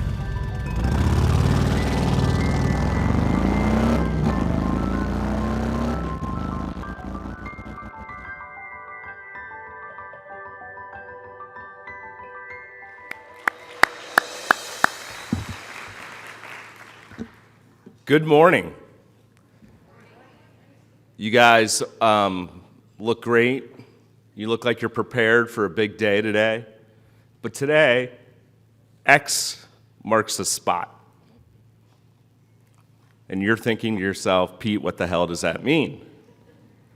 X marks the spot is a reminder for me to fully invest in the moment before me.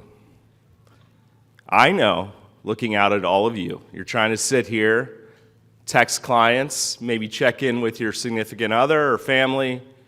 And I would say that most realtors at all times do not feel like they're being efficient if they're not multitasking. But X marks the spot is all about investing in the moment right in front of you.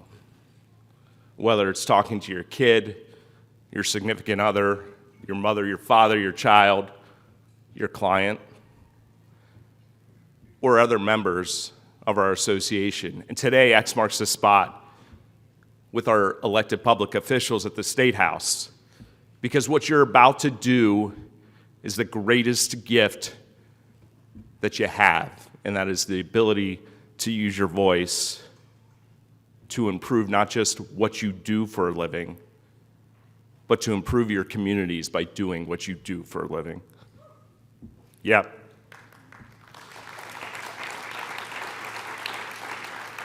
So we like to start every meeting with saying some attributes about some people that are doing special things. So allow me. Grace Bergen, Gracie. Gracie's gracious.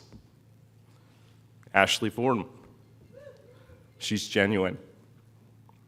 Jenny Bakula. Oh, I stumbled a little bit, but you don't, because you're dedicated. And Colin Milan, you're magnanimous. And I know you're about to Google what the hell magnanimous means. Noble and courageous spirit. You're doing a fantastic job for our association at the national level as Realtor Party Director. Thank you. Got a little block of wood. I've given them to each of those people. I've got yours, Colin. See me after class. These blocks of wood are something Kenny likes to do with riding with a brand. Every block of wood has a different look and feel. The fibers are different, kind of like our members. But everyone has a Realtor brand on it. And so no matter what we agree on or disagree on, we're always going to come together for the collective whole, for the best of what not only for our industry, but for our community. You all have made an intentional decision to be here today. Thank you. I look out at you with pride. This is a huge day for you. And when you come to these meetings, people always ask you, you're taking time away from your work, you're taking time away from your family, what are you doing? You're making the intentional decision to be around the best people in our industry, the people that get it. Some would say you are the choir, but what riding with the brand is all about is getting that choir to sing. When you surround yourself by the best, you have the opportunity to be your best. One of those people that was the best was Margot Wheeler. She served our association this year as the Vice President of Association Affairs. And as most of you know, Margot passed away in January. But Margot has left a lasting legacy with each one of us. There are times I'm sure Margot had no clue she was mentoring some of us and teaching some of us, but she did. And that's why you're here, to be around people like Margot, to celebrate our brand. And that's what riding with the brand's all about. You see, the brand is not a belief. It's not a logo. It's all of you. Again, each one of us has a special skill set. We're not all the same. But you tell me another industry that competes for business with one another, but is smart enough to collectively come together and fight for what's right, to fight to improve our communities, whether it's housing or any other item. And you're not alone. There are 1.5 million realtors across this world, all doing the same thing as you. And when you look at it, you can talk to Zach, you can talk to Jodi and Shaun. We're the envy of every special interest group, lobbyist, and other association because we get it. We know how to come together in concert and speak to our elected public officials and the media to tell them that we are more than a transaction. We are more than our customers. And that's what riding with the brand is all about. For 114 years, people just like you, realtors just like you, have taken the opportunity to promote and protect our industry and private property rights. And now it's our turn. It's our opportunity, it's our obligation to come together and do this. When you think about it, You guys are going over to that State House today, and there's a responsibility that you each have. You have a responsibility as a realtor to go over there and strengthen our communities by helping talk about this legislation that's going to affect change, good and bad. But that's your responsibility. It's your responsibility to protect private property rights. You know, Kenny Parcell, our president this year, he talks about being a realtor is an honorable profession. I believe that. Do you believe that? Do you believe it? Because I know our members understand it. But what we really need to do, and part of the engagement of what we're doing with Riding with the Brand, is to help them articulate it. This is the 15th stop of our Riding with the Brand out of 50. Oregon's at the 15th stop. And that's exactly what we're doing. We're engaging our members on these stops. We're engaging them, we're engaging our elected public officials, and we're engaging the media to help understand the real value that we bring to the community. And when I talk about that, I want to talk about the three-way agreement. I don't think realtors appreciate the ability that we have at the local, the state, and the national level, and how we're represented at all three levels, and how you represent homeowners at all three levels of our government. Every time you sell a house in Oregon, $176,500 of that economic impact. Tell me another profession that every time they do something, which is the goal of what they do for a living, they're making that much impact to others. You're employing people. You're keeping people in business that do contracting, that paint, that do mortgages, that do title work. And not to mention that 80% of our members are involved in some type of community service. Whether you're on the PTO at your school, on the zoning board, or you're involved with a charity, 80% of our members on the global level are invested in something else. So, there's some people out there that think we're self-serving, that what we do, what you're going to do, is all about you and the success you have in selling houses. I will contradict that statement, and I think I just did. I know that we are a selfless group. What you're giving today is more than yourself. Yes, it impacts how you do business and your success in business moving forward, but what it really does is it helps strengthen communities. One of those things that we're doing with Riding with the Brand is some of that selfless give back, the Realtor Relief Foundation. I'm sure you're familiar with it. We're raising money and awareness for the Realtor Relief Foundation. $200,000 was spent in Ashland during the fires in 2020. Is that correct, Colin? I'm looking at you right now. He's still Googling magnanimous. The money impacts people when disaster hits. It was the inception of it was in 2001 during 9/11. President Richard Mendenhall created the Realtor Relief Foundation so that we could help our neighbors and our communities in need during their greatest strife. $38 million raised to date. 19,000 families have been helped.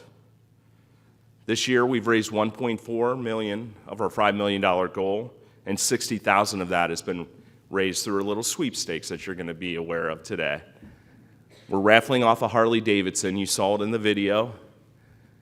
Each one of you is eligible for 3 chances in the sweepstakes, $50 apiece. And that's going to go right to the Realtor Relief Foundation. Your dollars that you're doing, and you're all going to win a bike, I'm sure of it. Everyone here is going to win, but there is one.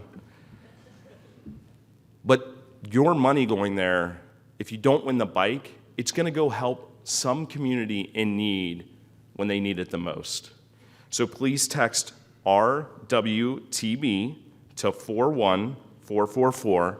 You'll get a link to invest in the Realtor Relief Foundation. So why are we doing Riding with the Brand?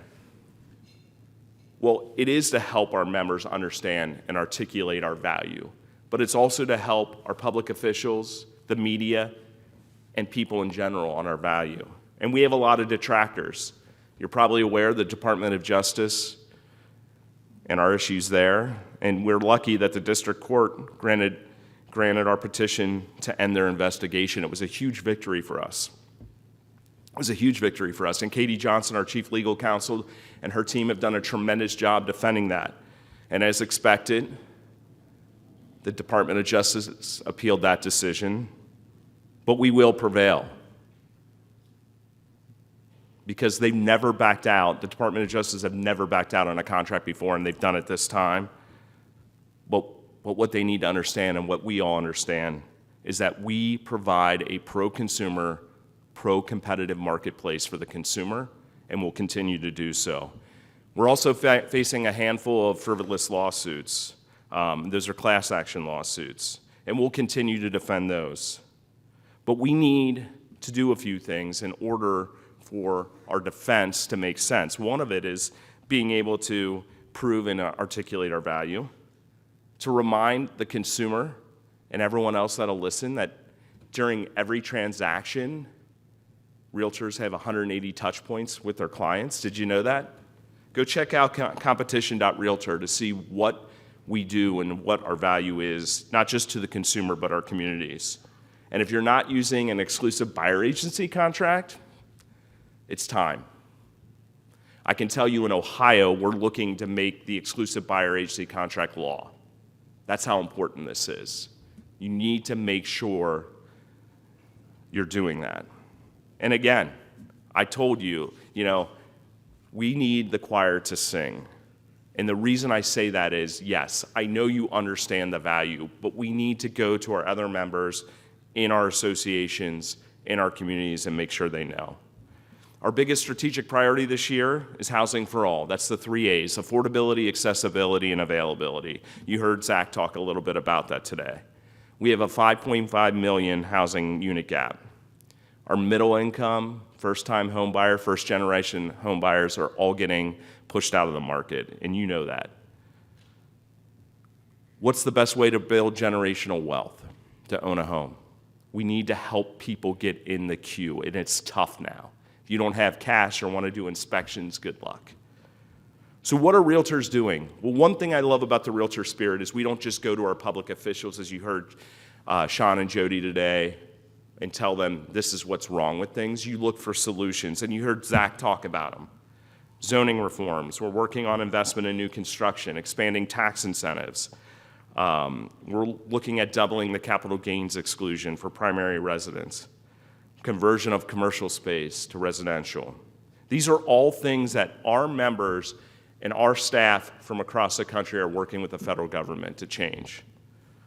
So, I'd be remiss if I didn't talk a little bit about the Realtor Party, since my role is advocacy for NAR.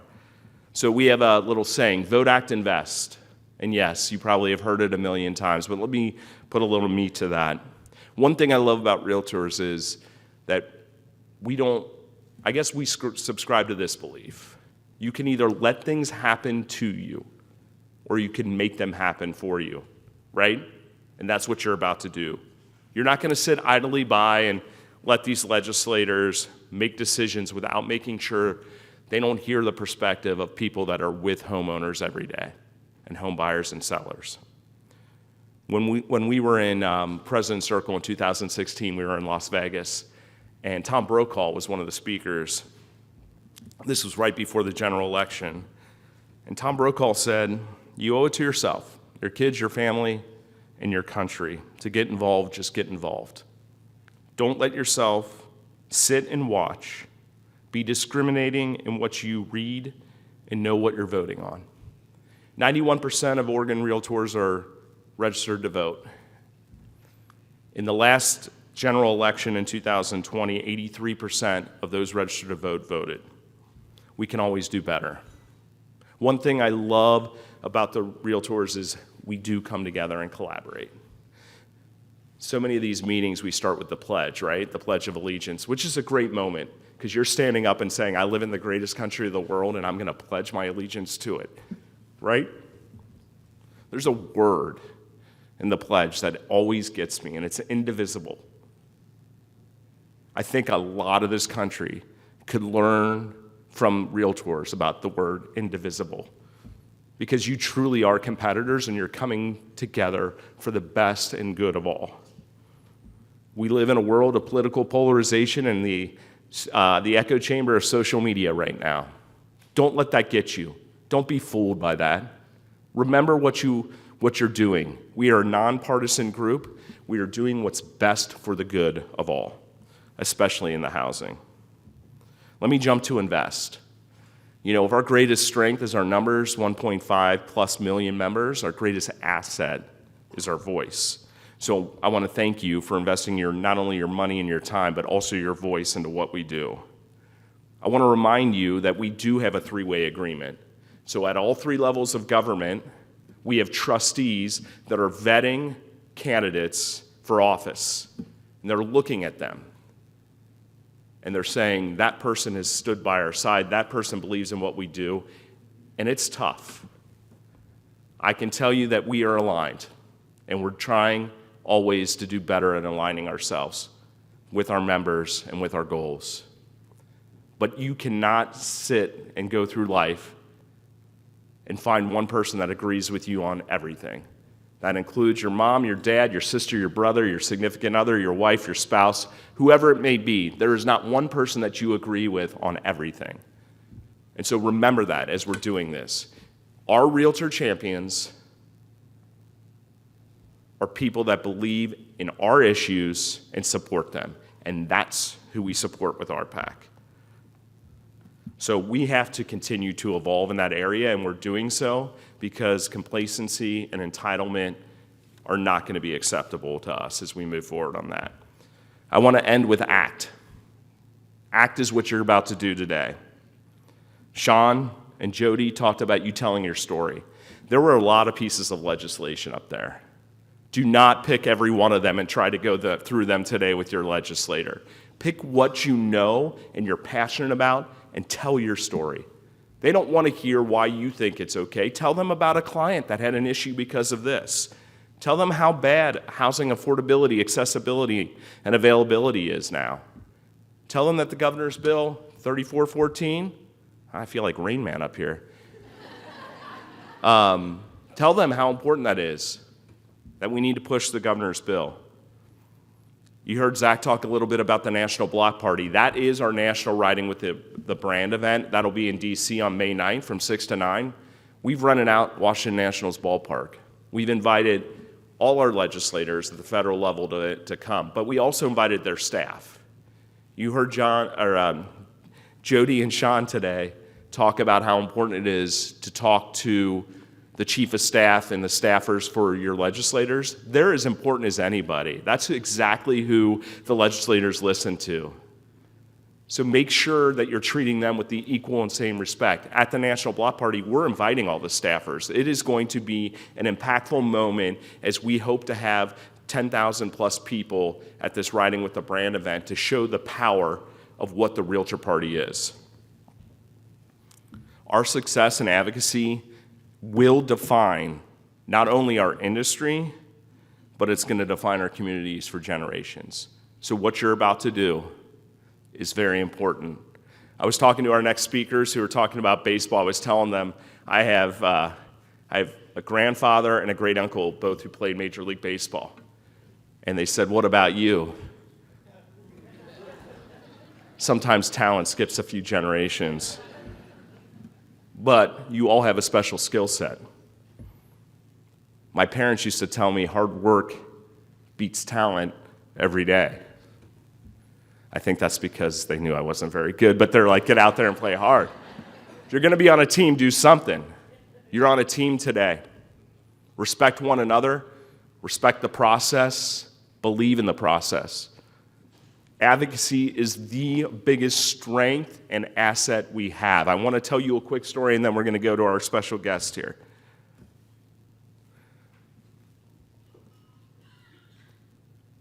My wife, Heather, and I have 3 children. Our oldest one, Georgia, was born in 2003. I call her G Money. She's a great kid, super determined. She's 20 years old. She's in college in Washington, D.C., actually, doing great. When she was 3 years old, Georgia was diagnosed with juvenile rheumatoid arthritis. And I got to tell you, Heather, my wife, and I looked at each other and said, she's got arthritis. We're lucky we lived in Cincinnati. They have a children's hospital with a rheumatology department. What we found out in about 3 months, it takes years for people to find out. They just don't know. People don't know that kids get arthritis. It's never diagnosed right. So we didn't know what to do. But I was a realtor, Heather was a realtor, and we knew that where do you go when you have questions about something? Well, you go to the association in our world, but we went to the Arthritis Foundation. So we go to the Arthritis Foundation and we learn everything we can about arthritis. And then we're pretty good fundraisers thanks to RPAC. So the Arthritis Foundation got their hooks in us and we started fundraising for arthritis. So fast forward, we become huge advocates for arthritis. They asked Georgia at 10 years old to go to what's called the Philadelphia Family Conference, and she would go and be a child advocate and talk to families that have kids that were just diagnosed with JRA. So she's sitting in the room like this in front of about 200 or 300 people, and she's talking about her experience. She's telling these kids what it's like to have people doubt you, because it's an invisible disease. To be called a faker, to tell your teacher to toughen, when your teacher tells you to toughen up. So she's there giving this big talk. She gets done. Heather and I are in the back of the room. She gets done. We're crying. We're hugging her in the back of the room. And I just looked at her and I said, gee, how did you get the guts to do that? Like, where did you get the confidence? Where did you learn how to do that? And she looked right back at us and said, from watching you. Because I've seen you do this for me and arthritis, but I've seen you do it for the realtors. Guys, people are watching you. They're watching you. Your consumer, your client are watching you. Your friends are watching you. Your family is watching you. What do they see? What do they see? Well, I can tell you what I see. I see a group of people, realtors, that are going to go over there and tell their story and do a fantastic job about what realtors' value is, about the importance of private property rights, and what the legislation means to the state of Oregon. I'm standing here looking at you, watching you with immense pride. Thank you very much.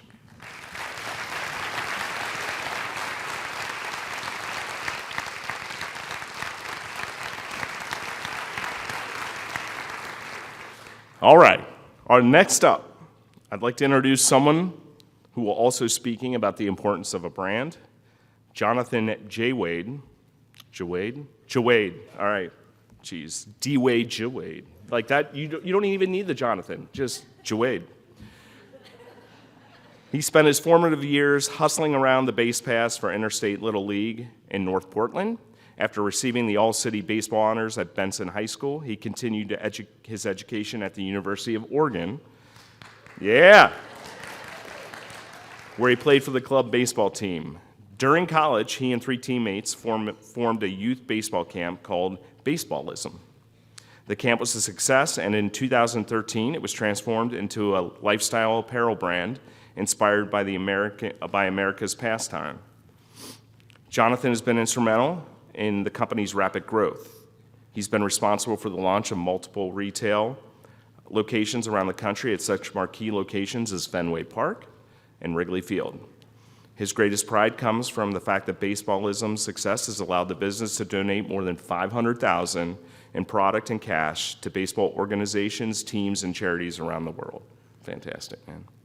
Jonathan lives in Portland with his wife, son, and daughter, and spends his weekends coaching his son's youth baseball team. I'm also excited to announce that after Jonathan speaks, guests will be able to meet and greet with hometown hero and former Major League Baseball player, Jed Lowry. Hey, Jed.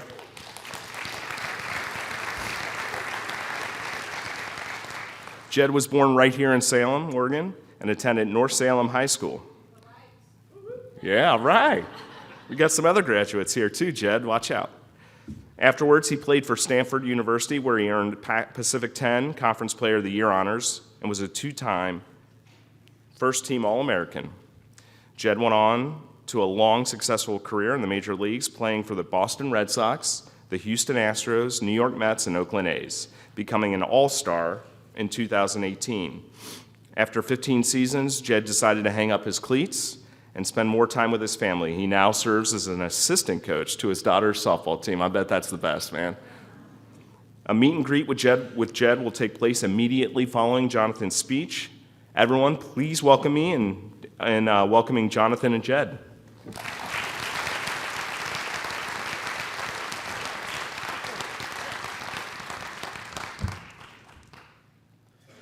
Let's see if this clicker works here. Maybe? Oh, it did work. Hi. My name is Jonathan Jwayad. Thank you, Pete, for that awesome introduction.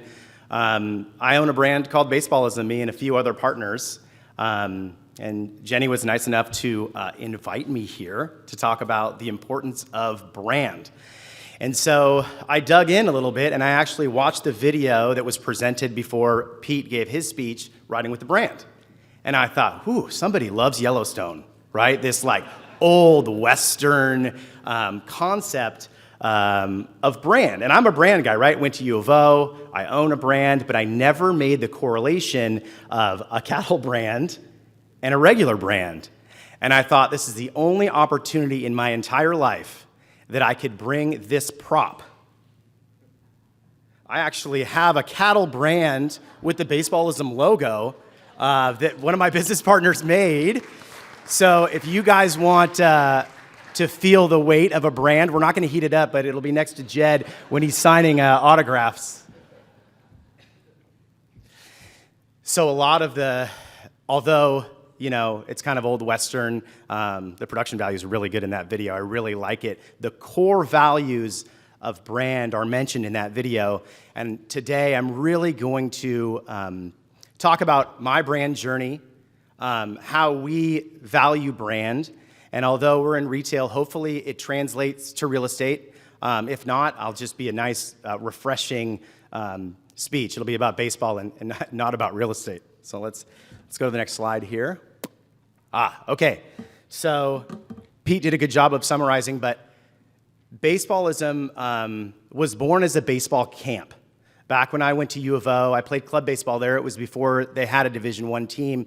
And we wanted to enhance the baseball community in Eugene because it was really a football town, right? Everybody goes to Duck games. I'm a season ticket holder, but it wasn't, the baseball community felt a little thin. So we acquired, me and 3 teammates acquired a baseball camp and we rebranded it Baseballism.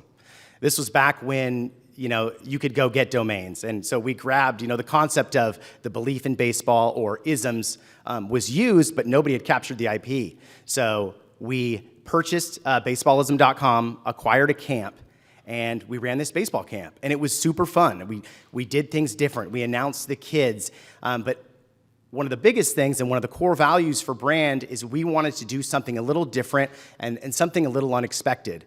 You can see the picture, the camp picture, and then on the right, you see what's a very close, what looked like our camp shirt, right? That black shirt, Baseballism with a drop bat. And that was our camp shirt. A lot of you guys and gals played sports, you went to camps, or you have kids that go to these camps, right? And they get these shirts and they're trash. They're 100% cotton, all the names are on the back. You might wear them during the camp, but you would never wear it a day after. And so we wanted to create something that was fresh, something that was a little bit more design forward. So we created the camp shirt. So we ran the camp, right? And it was fun. It was really cool. It was 2 years. Then it dissolved because we had to go out in the real world and make real money. So I went into sports marketing and sales for a baseball and softball company. Travis, my business partner, went into education. Jonathan Loomis went into finance. And then our fourth partner, Kalen, was an attorney for the United States Army. So we're out there living in the real world, right? Going to the bars in the Pearl District, wearing the shirt, right? Because the shirt's still cool. And people would come up and say, hey, man, where'd you get that shirt? That's pretty cool. Oh, you know, it's just this camp, you know, that we ran back in the day. But then we would continue to get the questions. You know, talk to me about the shirt, talk to me about the brand. So we wanted to reignite the brand, right? We all went our separate ways. We created some new skill sets. We thought, yeah, let's create a moonlight, right? Let's make a run of these shirts and see if they sell. So we made 48 shirts, sold out in a week. We're like, oh man, maybe we have something here. So jump in the DeLorean with me. We're back in 2012 when crowdfunding was still new. So we launched a Kickstarter. We raised $13,000, enough for a website and initial inventory, and we launched the brand. And fast forward to today, and we've got 11 retail stores around the country, all over. You can see we're all the way on the West Coast, all the way up to Cooperstown and Boston. We've got a pretty thriving business, and we're proud of it. And when I was invited to speak today and talk about the value of brand, I was excited because we value brand. Brand is really, really important to us. We wouldn't be where we are today without putting brand first. So some of the brand rules that we really live by, we're product first. We are product first, right? Apple's not successful because they have good salespeople. They're successful because they have a great product. So that's number one, everything we think about. Number two, do it the right way and don't take shortcuts. I can't help but think about the parallels for this group, right? All of you are doing something that's long-term. You're pillars in your community, right? And so your reputation matters. A quick story, Travis was at a party early in our brand, maybe it was like 8 years ago. So we were nothing, right? It was still a moonlight, still out of the garage. And he was having cocktails and talking to a VP at Nike. And he said, hey man, give me some advice. I know you're in this, this big $1 billion brand, but here I am, I'm starting this brand. Do you have any advice?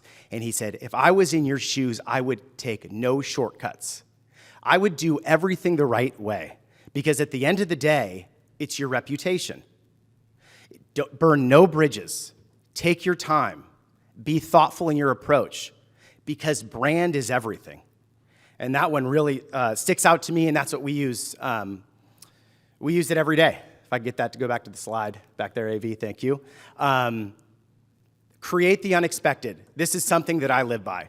We live in an age today where the average attention span is 14 seconds, is what it is. It's TikTok, it's social media, it's competing priorities. It's just what we do.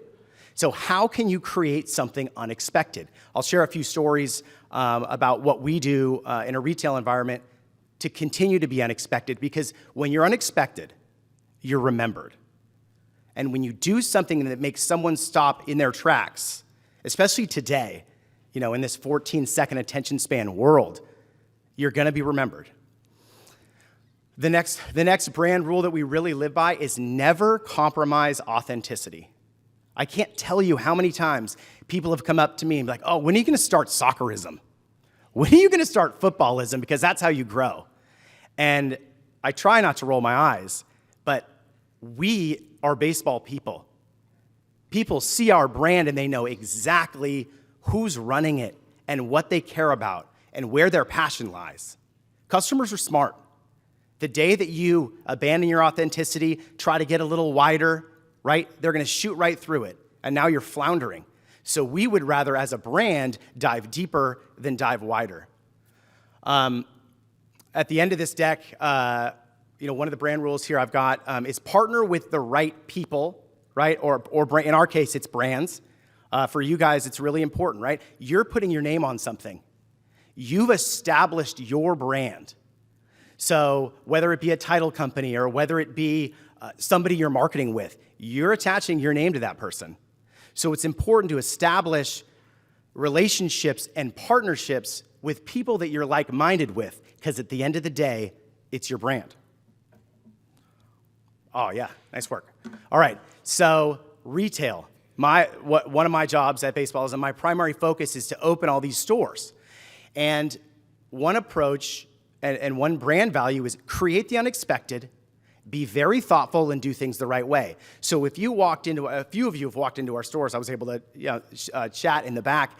If you walk into our stores, what you're gonna get is thoughtful and meaningful merchandising.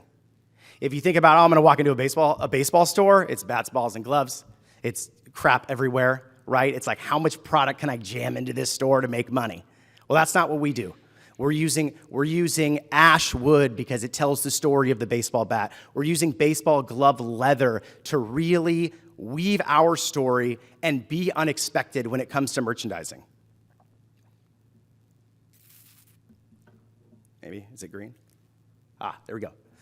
Create the unexpected. So how do we do that, right? So when I'm talking to my customers, like, man, how can we be different? I always start with, how do we create these three questions?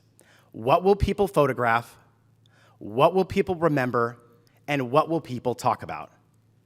That's it, man. That's it. That's it, right? What's on your phone, right? Who are you going to talk about, right? How do you stop people in their tracks? The picture on the upper right is, I'll tell a quick story about Boston and Fenway.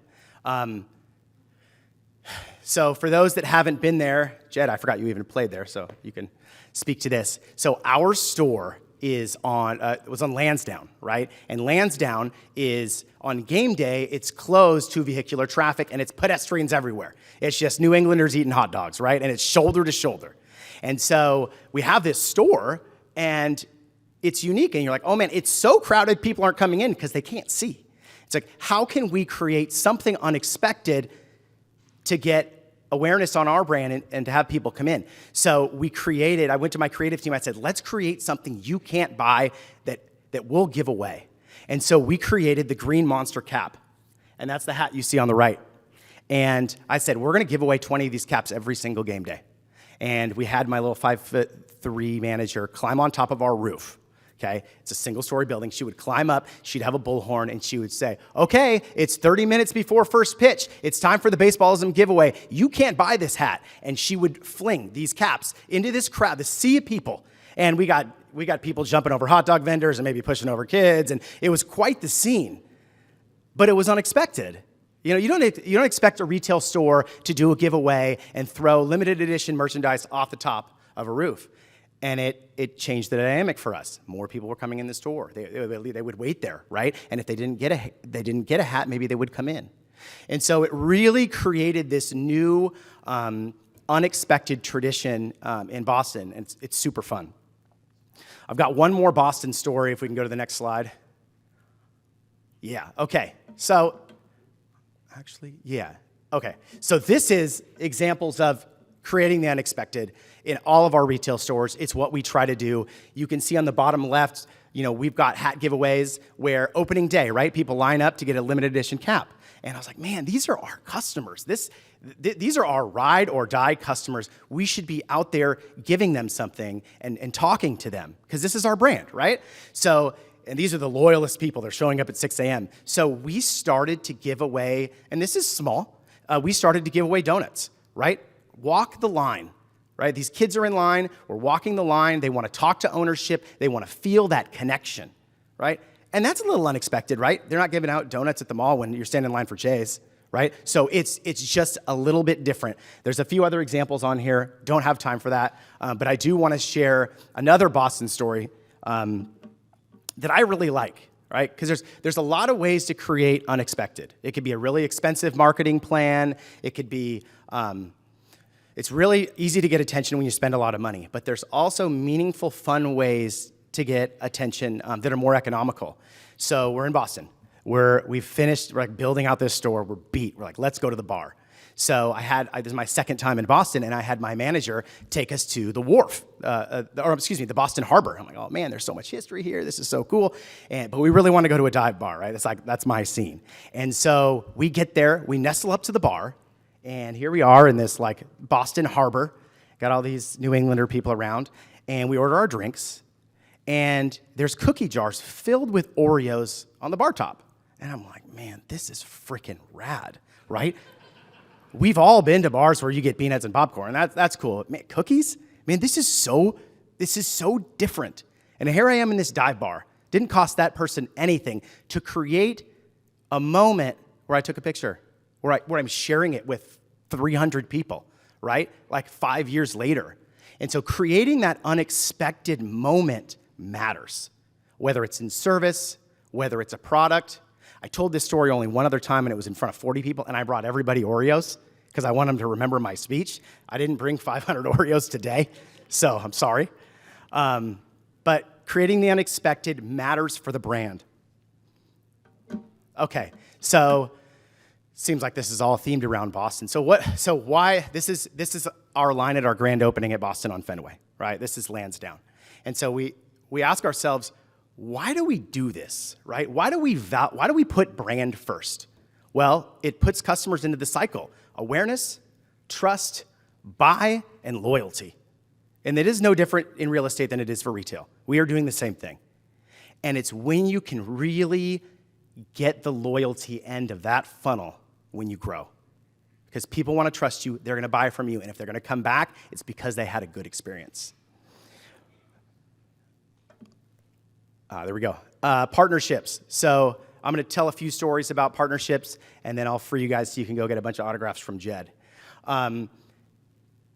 Creating a brand that you're proud of and following the brand principles puts you in a position to partner with the right people, or in our case, other brands. So I'm going to tell you a few stories about some fun partnerships that we've done.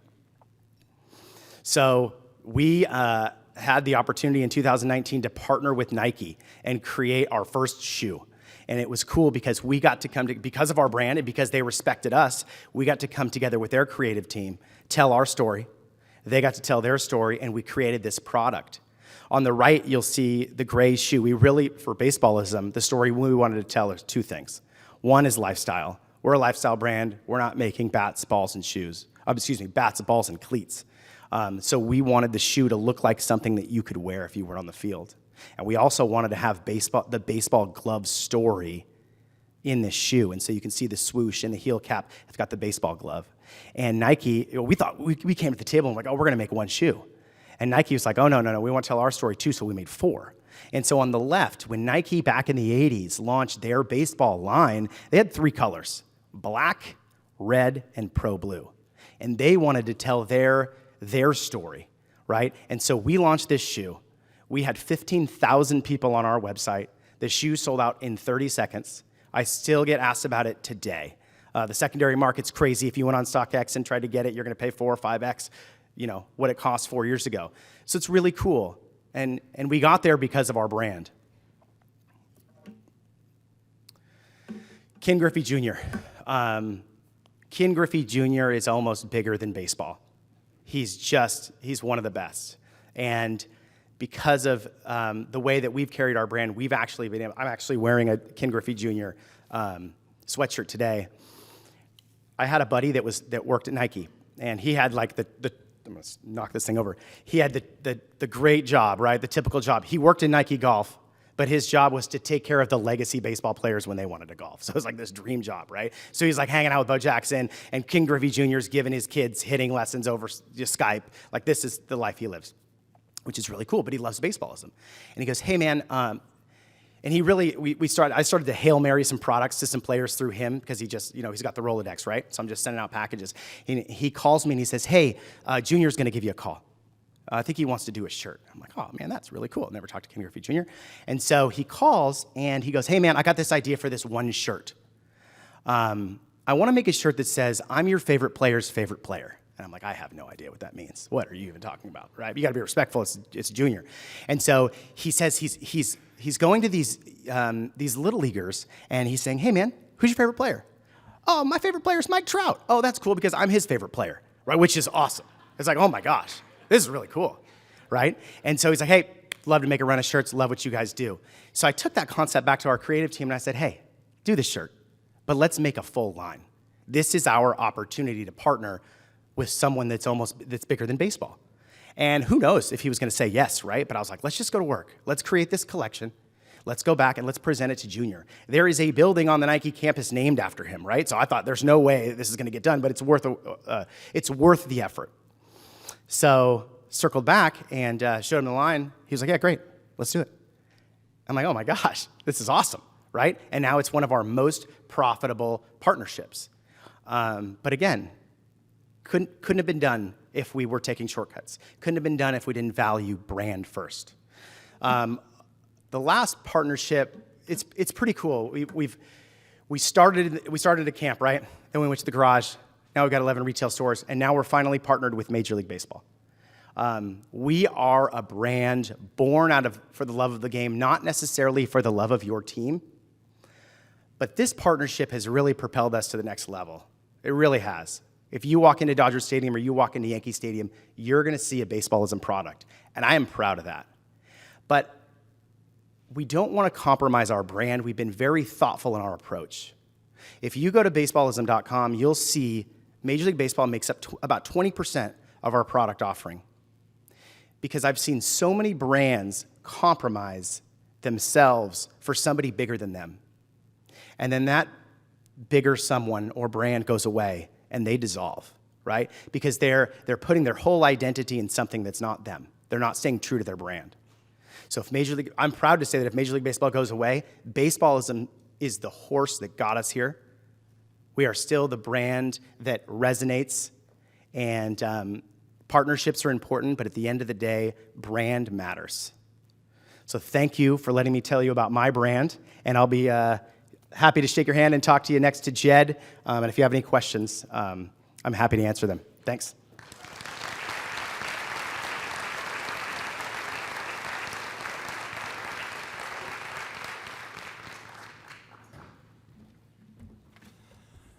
Alrighty. Thank you, Jonathan, and thank you all for coming out today to the morning portion of the events. So for those of you that are interested in the meet and greet with Jed, please line up down the hall outside the Pringle Creek Room main entrance. Staff will be present to assist with the line, take your photo, and direct traffic. All members are welcome to participate and get a photo. Autographs will be available for purchase. Before we conclude, I want to remind everyone that lunch will now be served at the Capitol Mall, so please begin to make your way over there. A reminder that meetings with Representative Wright, Anderson, and Gamba begin at 12:30, and meetings with Representatives Neron, Ruiz, and Kopf begin at 12:45. So if that's one of the names on your name tag, make sure you hustle over there and find your key contact. Key contacts, there's going to be a bunch of whiteboards over at the tent. Write the name of the legislator you're meeting with and the district number on that. Hold it up over your head so that everyone can find you easily about 30 minutes before the meeting. Depart over for the Capitol. There is going to be a shuttle from Sassy Onion that's going to do a quick pickup over here. And then we're also getting in an emergency bus from Bus Charter Express. So that will be looping from here to the Capitol and back throughout the day. All legislative meetings will be displayed on a screen in the tent, so be sure to check those periodically. We are still getting emails from legislators. Some are having to readjust a little bit, so we'll be updating that live, and that'll be in the tent for you to review, just like you would see it at an airport for your flight.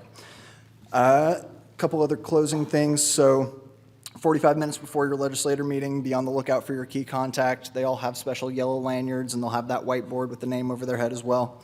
Gather with them, and about 30 minutes before the meeting starts, they'll take you over to the back side of the Capitol, to the South End ADA entrance, which is the only one that's open to the public currently.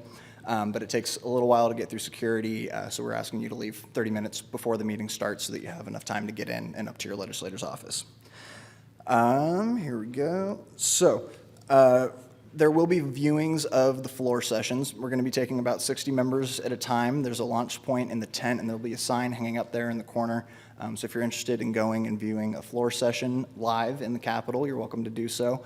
Line up there. We'll have a couple of different rounds going through. We'll also have the House and Senate floor sessions streaming live on TVs that will also be within the tent. All right, few last notice. NAR's riding with the brand bus. Has a bunch of games, a motorcycle raffle, and an ice cream cart. Again, for the motorcycle raffle, you can donate $50 to the Realtor Relief Foundation for up to 3 entries to try to win that.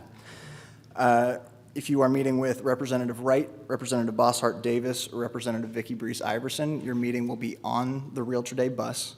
It will not be in the Capitol. The bus is going to be parked right there next to the tent. You can't miss it. If you can, I'm not sure what's going on, but it's a big bus. 45 feet, you'll be able to find it pretty easily.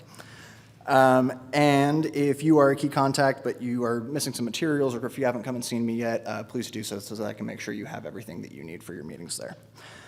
Finally, I'd like to thank Governor Kotek, Zach Rubin McCarry, Pete Kopf, and Christine Hansen from NAR, Jonathan and Jed from Baseballism, our lobbyists, Shaun and Jodi, for coming to speak with us this morning. We're honored to have all of you special people here with us today. The environmentalists might not like our land use bills, but it looks like Mother Nature likes us. We got the first clear day in weeks, so we are going to have sunshine. Shaun's not here to hear me say this, but he would love it. It never rains on Oregon Realtors. All right, so thank you all for coming today, and we look forward to seeing you over at the Capitol.